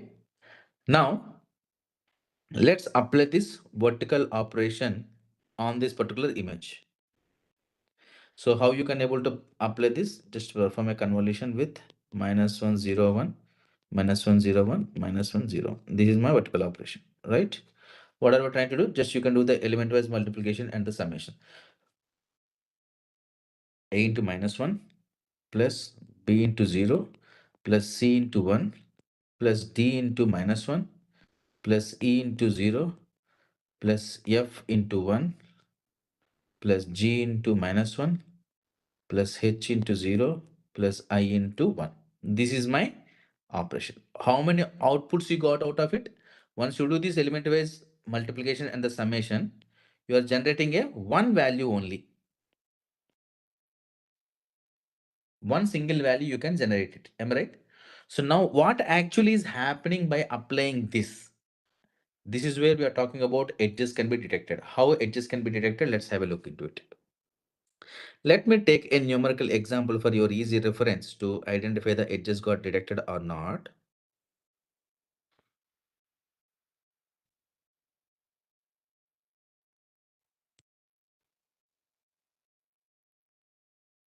Now you tell me. In the vertical line, 10, 10, 10. That means these are uniform values. In the right mode side, you have used 20, 20, 20. That means there is again a uniform value. But if you will try to see the variations within the pixels, it is called 10 on the left side, right side is 20. That means there is a brightness component is involved more on the right side. Am I right now? So now in between these two, if you'll try to perform a element wise operation, what are you going to get it here? So -10 plus 0 plus 20, -10 plus 0 plus 20, -10 plus 0 plus 20 is nothing but outcome could be 30. Am I right? That means whenever you got a 30, that means there is some non-zero component is exist. What is meant by non-zero component here? That means there is some variations. So you may can say that what is meant by variations. Let's assume the given input sample is uniform.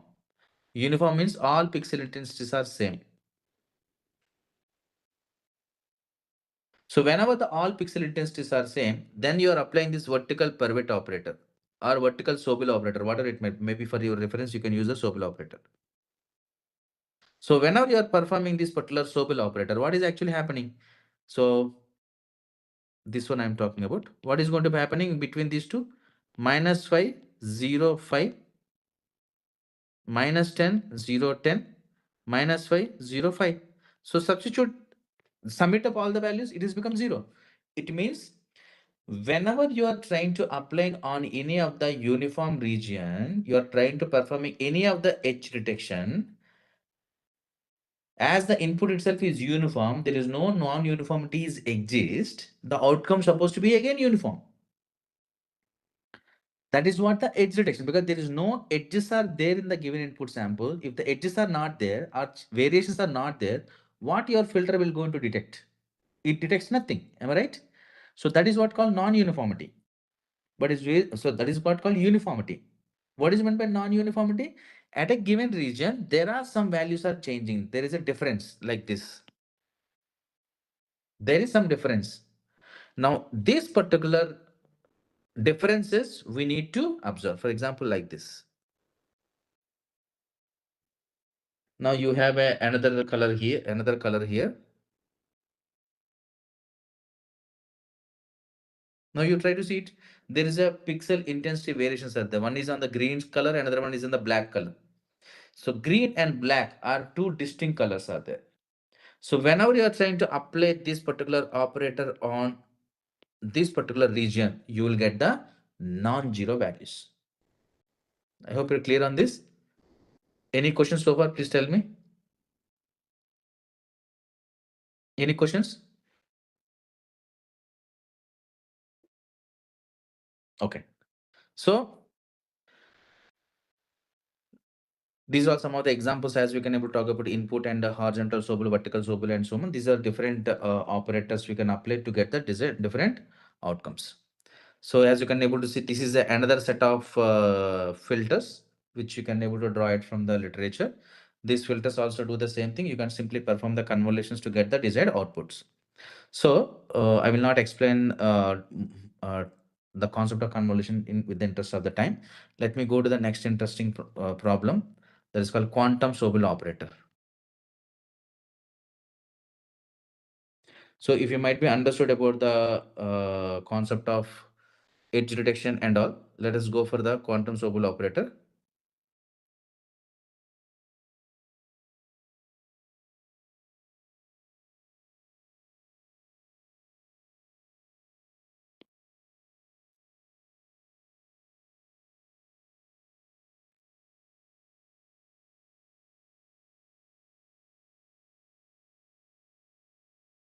Yeah, quantum Sobel operator versus classical operator. Let's go and have a look into it.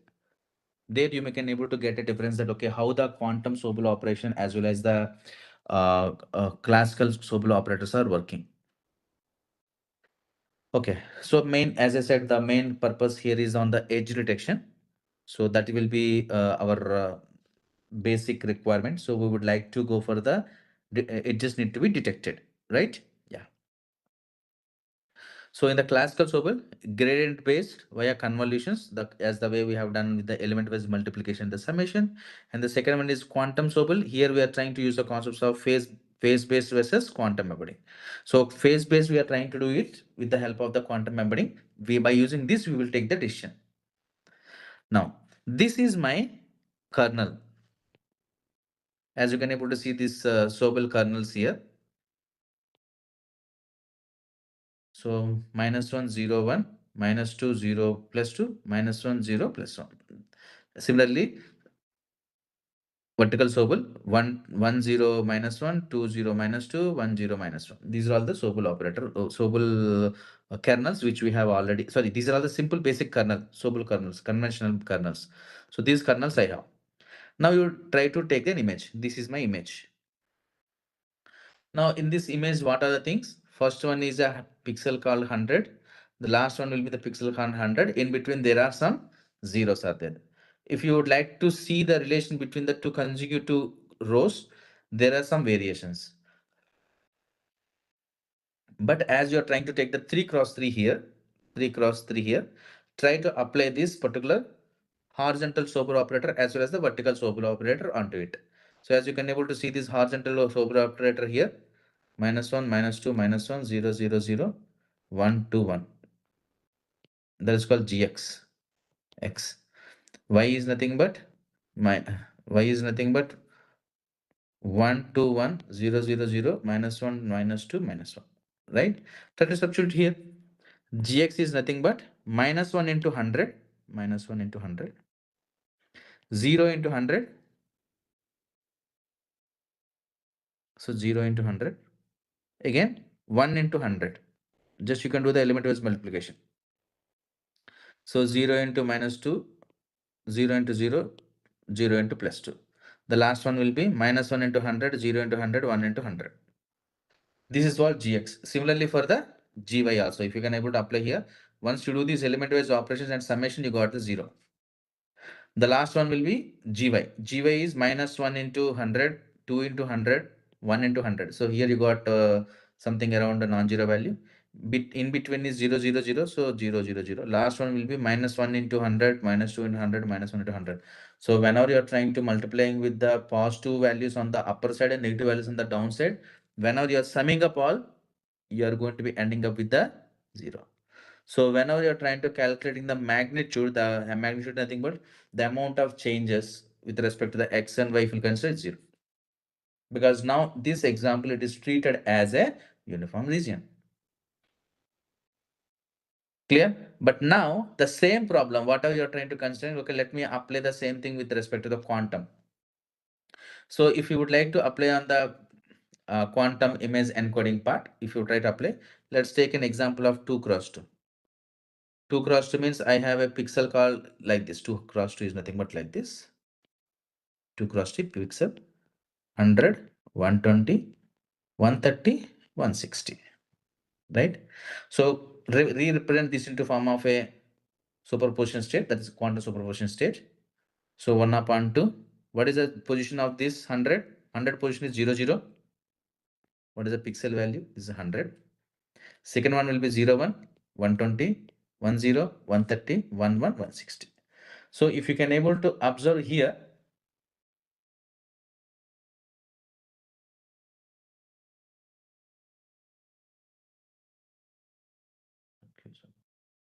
okay. So if you can able to observe here, what are the pixel intensities are there? That particular intensities we are trying to mapping. There is embedding with their positions. Is this step is clear to you? Now you need to convert, because what is this? This is just a, we are trying to map it, right? So let's try to take the angle embedding, so that whenever you're trying to do the angle embedding, so now you can able to convert to mapping it. Somebody asked now how to convert the classical to quantum state. So here we're trying to take an example, try to take the angle embedding here. So theta is nothing but I of x upon 255 into pi. What is I of x? This one, pixels, 100, 120, 130, 160. Just calculate the thetas. 100 upon 255 into pi, you got some radians. 120 into 255, you got 1.48 and so on, right? So these angles are used in the quantum state preparation. So what are the angles you got it here? Those things can be used for the our quantum state preparations. So these are all our represent. This is all my quantum state. This is my representation for the quantum state for the RY gate. So in the RY gate, we can able to substitute here. This is for the RY. This is for the RY. You can use RX, RZ, whatever you wish to. Doesn't matter. Based on your requirement, you can use it.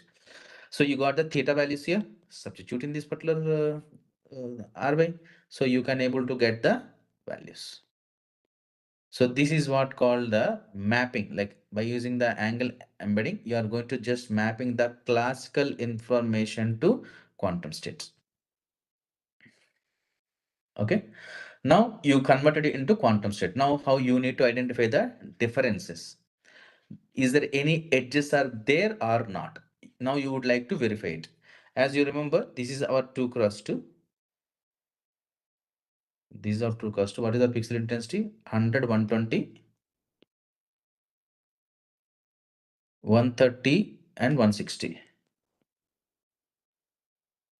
If I'm going to map this into angle embedding part for your quick reference, 1.23, 1.48, 1.60, 1.23. Right? Now, this is a classical, this is a quantum state. Now angle, once you could convert to angle embedding, you got something in the quantum state, right? Now what you need to do, you need to figuring out the edges. What you need to do, try to take the differences in the phases. So you can compare the phase encoding qubits of adjacent pixels. So this is my 0, 0 position. This is my 0, 1 position. Am I right? So let me do the horizontal differences, that is called theta 0, 1 minus theta 0, 0. So this is my 0, 1 and this is 0, 0, right? What is the difference between these two? 1.48 minus 1.23, so 0.25. Similarly, you can go for the second one, that is called the vertical difference. Vertical difference is nothing but 100 minus 130. So the previous one is horizontal is nothing but 120 minus 100. Vertical is nothing but 130 minus 100. This is the classical edges, right? Now you are trying to do on the quantum. So what are you trying to do? So to the vertical phase differences, 1.60 minus 1.23, So whenever you can able to get the larger gradients in terms of the theta, then you can say that yes, my yes, you can able to say that where there is a strong edge is present. This is a basic quantum Sobel operator example. I hope you are clear on this, how to figuring out the edges by using the quantum Sobel.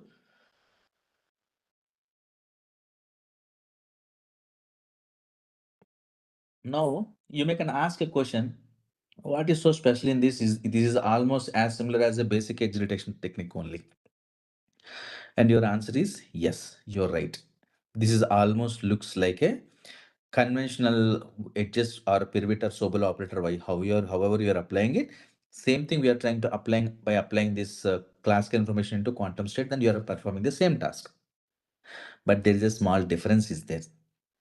What was that difference? Let's have a look into it. As so far, are you clear? If you're clear, let me go to the next part. This is important to know.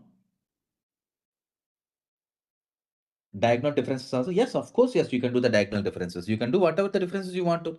If you would like to do the diagonal differences between this theta 1 1 minus theta 0 0, if you would like to, yes, of course, you can do it. 160, sorry, 1.23 minus 1.23, 0. No, how come it is the same value 1.2? This is 1.97. Sorry, 1.97. So 1.97 minus 1.23, you will get the difference, no? So this is something like in a classical 160 minus 100, that is called 60 difference. So whenever you're applying the same thing on the diagonal part, of course, yes, you can do that. 1.97 minus 1.23, you can able to calculate the difference. That difference will be much higher compared to this horizontal and vertical. Yes, you can do that.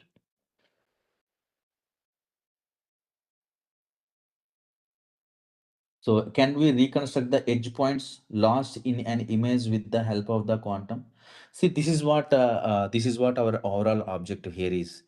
While you are trying to applying on the reconstruction, in the previous example, I have shown you a very simple example of a quantum circuit without making any entanglement or anything. Simple sequential approach I have shown you. Very shallow and tiny quantum circuit, right? But in the real time, whenever you want to restore it, you also need to bother about the shapes and structures and many things. If you would really require to considering about the restoration properly, then of course you need to design a circuit accordingly. Yeah. So as I said, this is somewhat similar as a conventional Sobel operator, but there is small difference, right? What was the difference? Let's try to have a look into it. So in order to see this particular thing, we can take the help of the sweep test, the swap test. So quantum measurement and swap test. This particular concept we are going to use it here. So this is a tool. Swap test is a quantum circuit that estimate the similarity between the two states. We will not directly take the differences between the states. What are we trying to do? Let's try to figure it out some similarities. Based on the similarity, we can take a conclusion. How it can help? I'm going to show you with an example, then you will going to get a complete better understanding. Now you can able to see.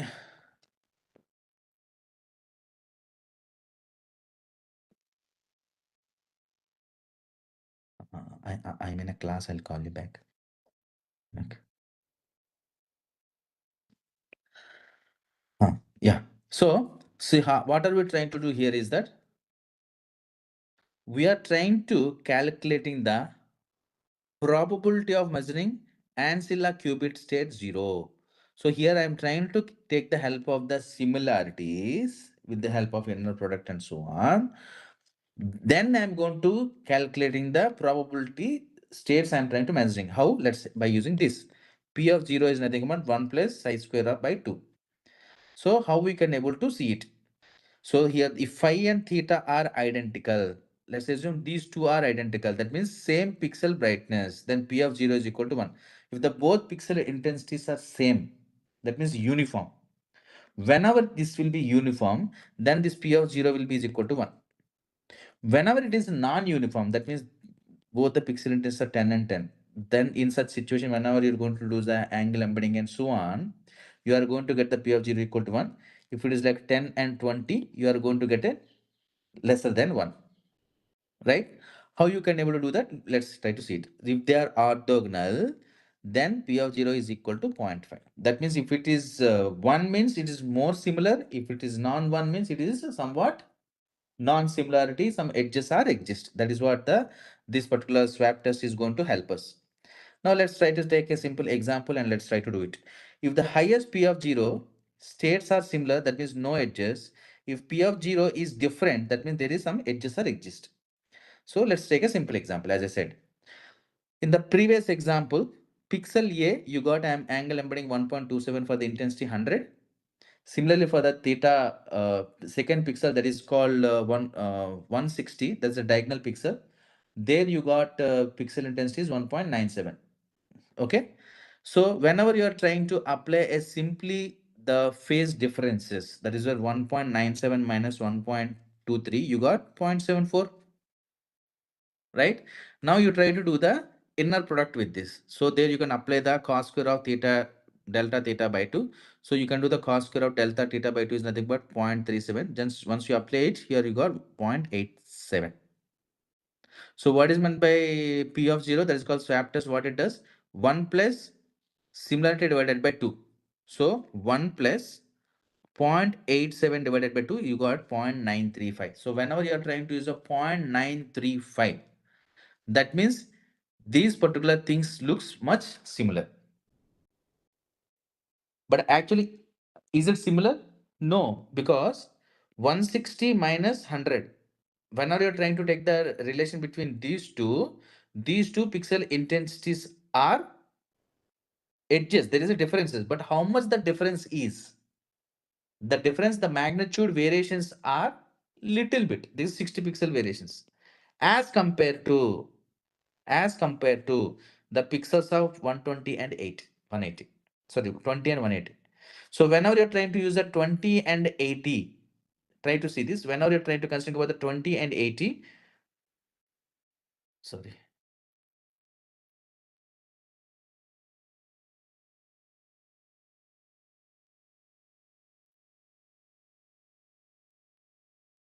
Yeah.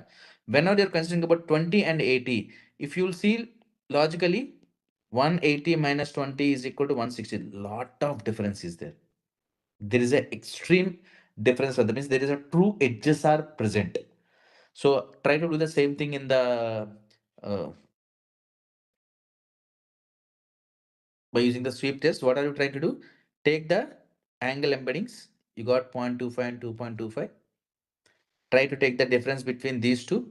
So whenever you're trying to do the difference between these two, you got 1.97.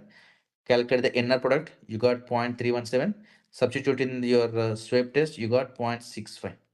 So it is having a lowest similarity. That whenever you will have the lowest similarity, these two pixels are not similar. That means there is some edges are exist. So you can able to get the edge detection. You can easily able to get the edges. So you may can able to take a conclusion here. Okay, if the P of 0, that is called the sweep is what are the threshold we are considering here. If this value is greater than 0.9, you can say that there is no edges are exist. If it is in between some moderate, then possible edges are exist. If the values are almost nearer to 0.5, that means it is a strong edges are exist. Edges is nothing but complete variations among the pixels. You may can ask a question, how sir, how it can be happening, because 100 and 160 are, of course differences are there. Of course differences are there. 100 and 160 differences are there as compared to 20 and 180. Why we are specifically addressing it? Let's have a look. So what is the process we have applied? What is the meaning of this? Each pixel is a spinning arrow. So small angle difference is in phase, no edges. Large angle difference is called edges. So in order to see this, let me show you this example. Now this is my image of m cross n of a 4 cross 4. This is my chessboard image. If I'm going to convert this into numerical values, it could be like 0 to 255. 0 is nothing but black, 251 is white. Just you can take the inverse of this image. So this is my 4 cross 4 image I am considering here of a chessboard in a numerical form. So upon this, I am trying to applying a gradient operations. Try to look into this particular part. Okay, this is my gradient part. This is my input image of small patch. Once we are applying a gradient along the x and y, here you are going to get the 0. That is called Sobel operator. Whenever you are applying Sobel operator, the gradient value of this are 0 and the magnitude is also 0. That means there is no edge exist. But think logically. Don't we have any edges here? Of course, yes, there are edges are there. ये white है, ये black है. What is the difference between this white and black? Don't you think this is an edge? This is an edge. Now here, this is also an edge. This is also an edge. This is also an edge, right? So whenever you are trying to applying the Sobel operator blindly at that particular location, it is saying that the edges are not exist because the overlapping window is exactly matching in such a way the summations and the product and the summations are now becoming equal to 0.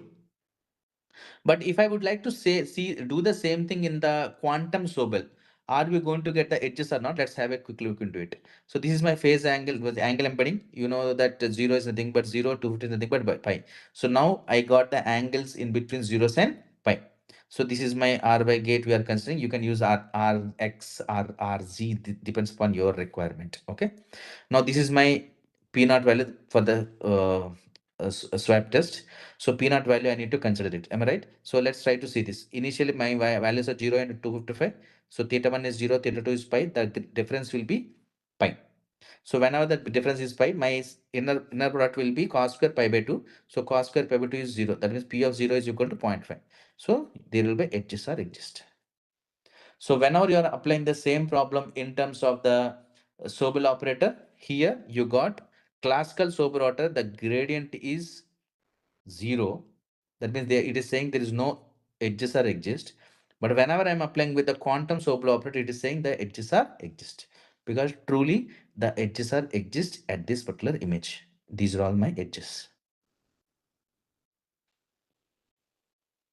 I hope you're clear on this. So this is a one way of solving or identifying the problem of the quantum Sobel operator. Let me show you quickly the rest of the things.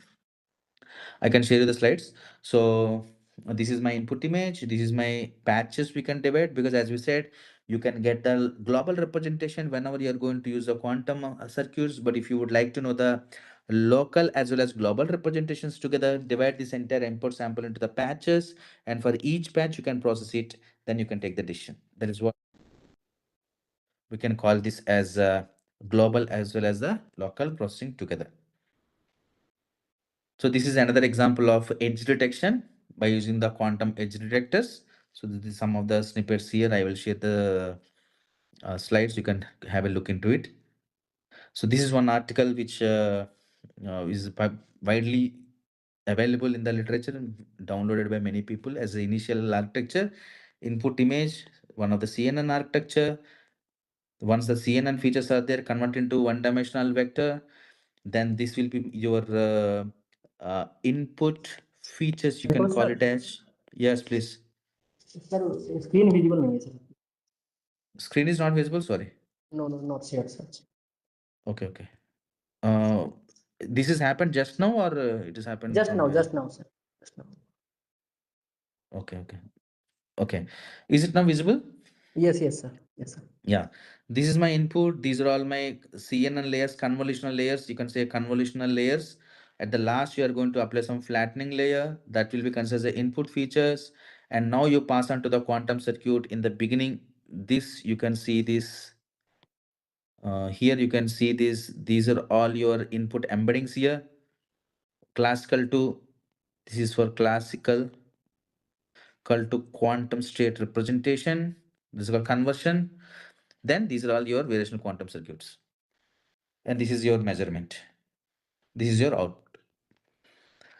So this is one of the popular architecture. The link is given here. You can go through it. Okay. So this particular model, whatever the VQC you are seeing here, this is trained on MNIST and CEPAT and image classification problems. And yeah, MNIST is and both are very popular data sets, publicly available. If anybody interested, you can go through it. Code is also partially available, I guess. So this is the input, and this is a fully connected architectures converted into the embedding. As I said, initial doing the embedding, then quantum learners, and this is a measurement. And this is what the results which you could able to see it by using this same circuit whenever we have implemented here. The losses are like this for different approaches. This is called MNI dataset. These are all the different CNN and MNI dataset. These are the result. Sifferton, these are all the results. This is your loss and the train and loss graphs. So in continuation to this, we have recently got published one paper. It is accepted 2 days back, I guess, 1 day back or 2 days back, I guess. So this is a quantum enhanced expressive network for image classification problem.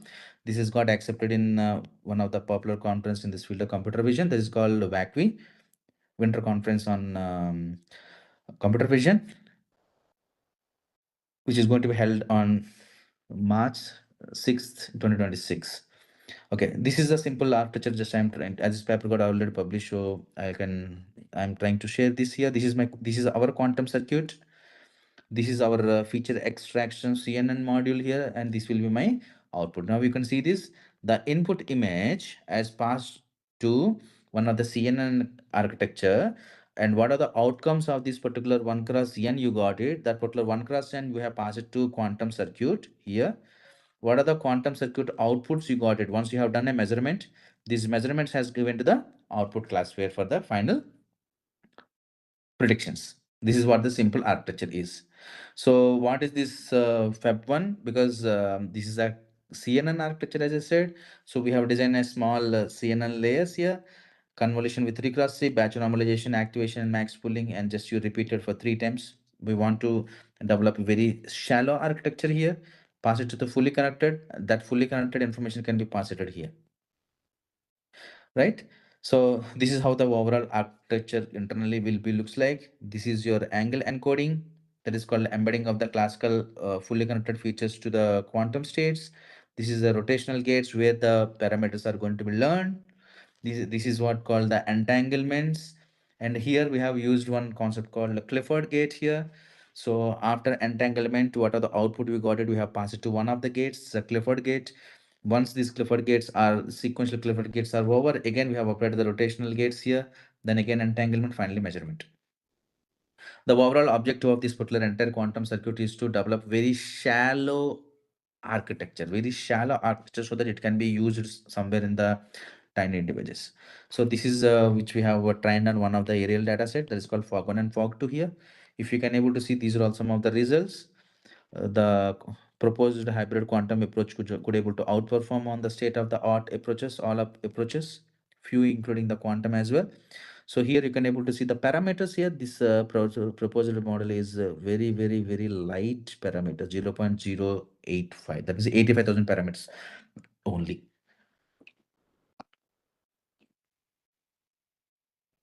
It is not even a lakh. It is a 85,000 parameters only. With the very light weight parameters, we could able to get the better results. So this paper got accepted, and we will try to make this paper public in the archive very soon. Most possibly, we will try to keep the code as well. Yeah, as the time is over, if you have any questions, please try to ask. Thank you so much, sir.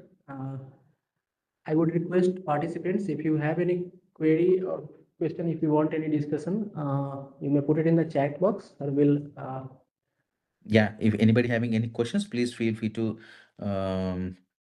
yeah, where few did you questions. simulation done, sir? Very good. Okay, simulation we have done on the Penilin and the Quiskit both. So we have used the Penilin, as we have observed, is my observation, it could be wrong. We could able to feel that Penilin was much faster as compared to the Quiskit, so we have used Penilin. So if we have 10 cross 10 image, how many qubits needed? So 10 cross 10 image, 10 cross 10, 2 to the power of 3. So 3 plus 3, 6 plus 1, 7 qubits are required for you. Because that 2 to the power of 3, 2 to the 2 square, 2 to the power of 3 is 8, 2 to the power of 4 is 12. So 4 qubits, right? So 4 plus 4, 8 plus 1, 9. So 9 qubits are enough to handle this 10 cross 10. Instead of research paper, do we have any entry level materials for this material? I mean, we are actually trying to read various research articles from the beginning to the um, in our field. What all the relevant papers are there? There we are trying to read, and we are trying to use various resources to understand the concepts. As in the beginning, I told you that we are also learning in this particular field. how the quantum architectures and how it could be related to the image processing, as we are trying to understanding these things. So that is what we have presented here. Please provide system configuration for working with the larger images in the quantum circuits. If you have a, I mean, system configuration, like if you have any high-end GPU machine, that will help you. Yeah, initially we were trying to do on the high-end GPU machine. Now the challenges comes here is that you have to train on the real hardware as well. But for the simulation, yes, any of the existing high-end GPU machine may be helpful. Any reference books to delve deeper into the subject? May I know the area of the applications for today's quantum session explained? The area of the explanation, sorry, the area which we have covered is on the classification problem, image classification. But the example which I have taken is a very simple examples, MNAST, CIFAR, and maybe you can follow that. Which we have extended our work on the aerial imaging classification problems, like many data sets we have used, but in this example I have shown you only two, that is called from satellite imaging, if there will be any fire, how to detect it. So for that we have developed one solution. Yeah, any more questions, guys?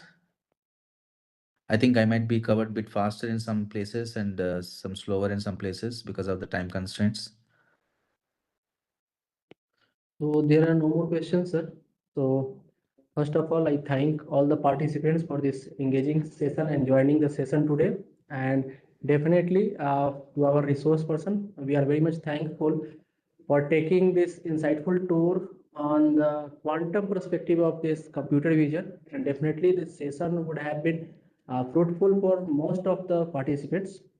Definitely many of the application domain earlier Anupama ma'am has also covered, but again the vision part is nicely covered in the session, and I hope you have enjoyed the session. So thank you so much, sir, for this insightful session. And I also thank all the participants for joining today. So we will be meeting tomorrow at the same time. So thank you once again. Thank you, Santosh sir. Thank you, sir. Thanks for the great opportunity. Thank you for all the participants for patiently listening. And if you can, I mean, of course, you can always correct me if I might be said anything technically wrongly spelled anything. You are feel free to inform me. Thank, Okay, sir. thank you, Sir. everyone. Thank you. Yeah. Thank you, sir.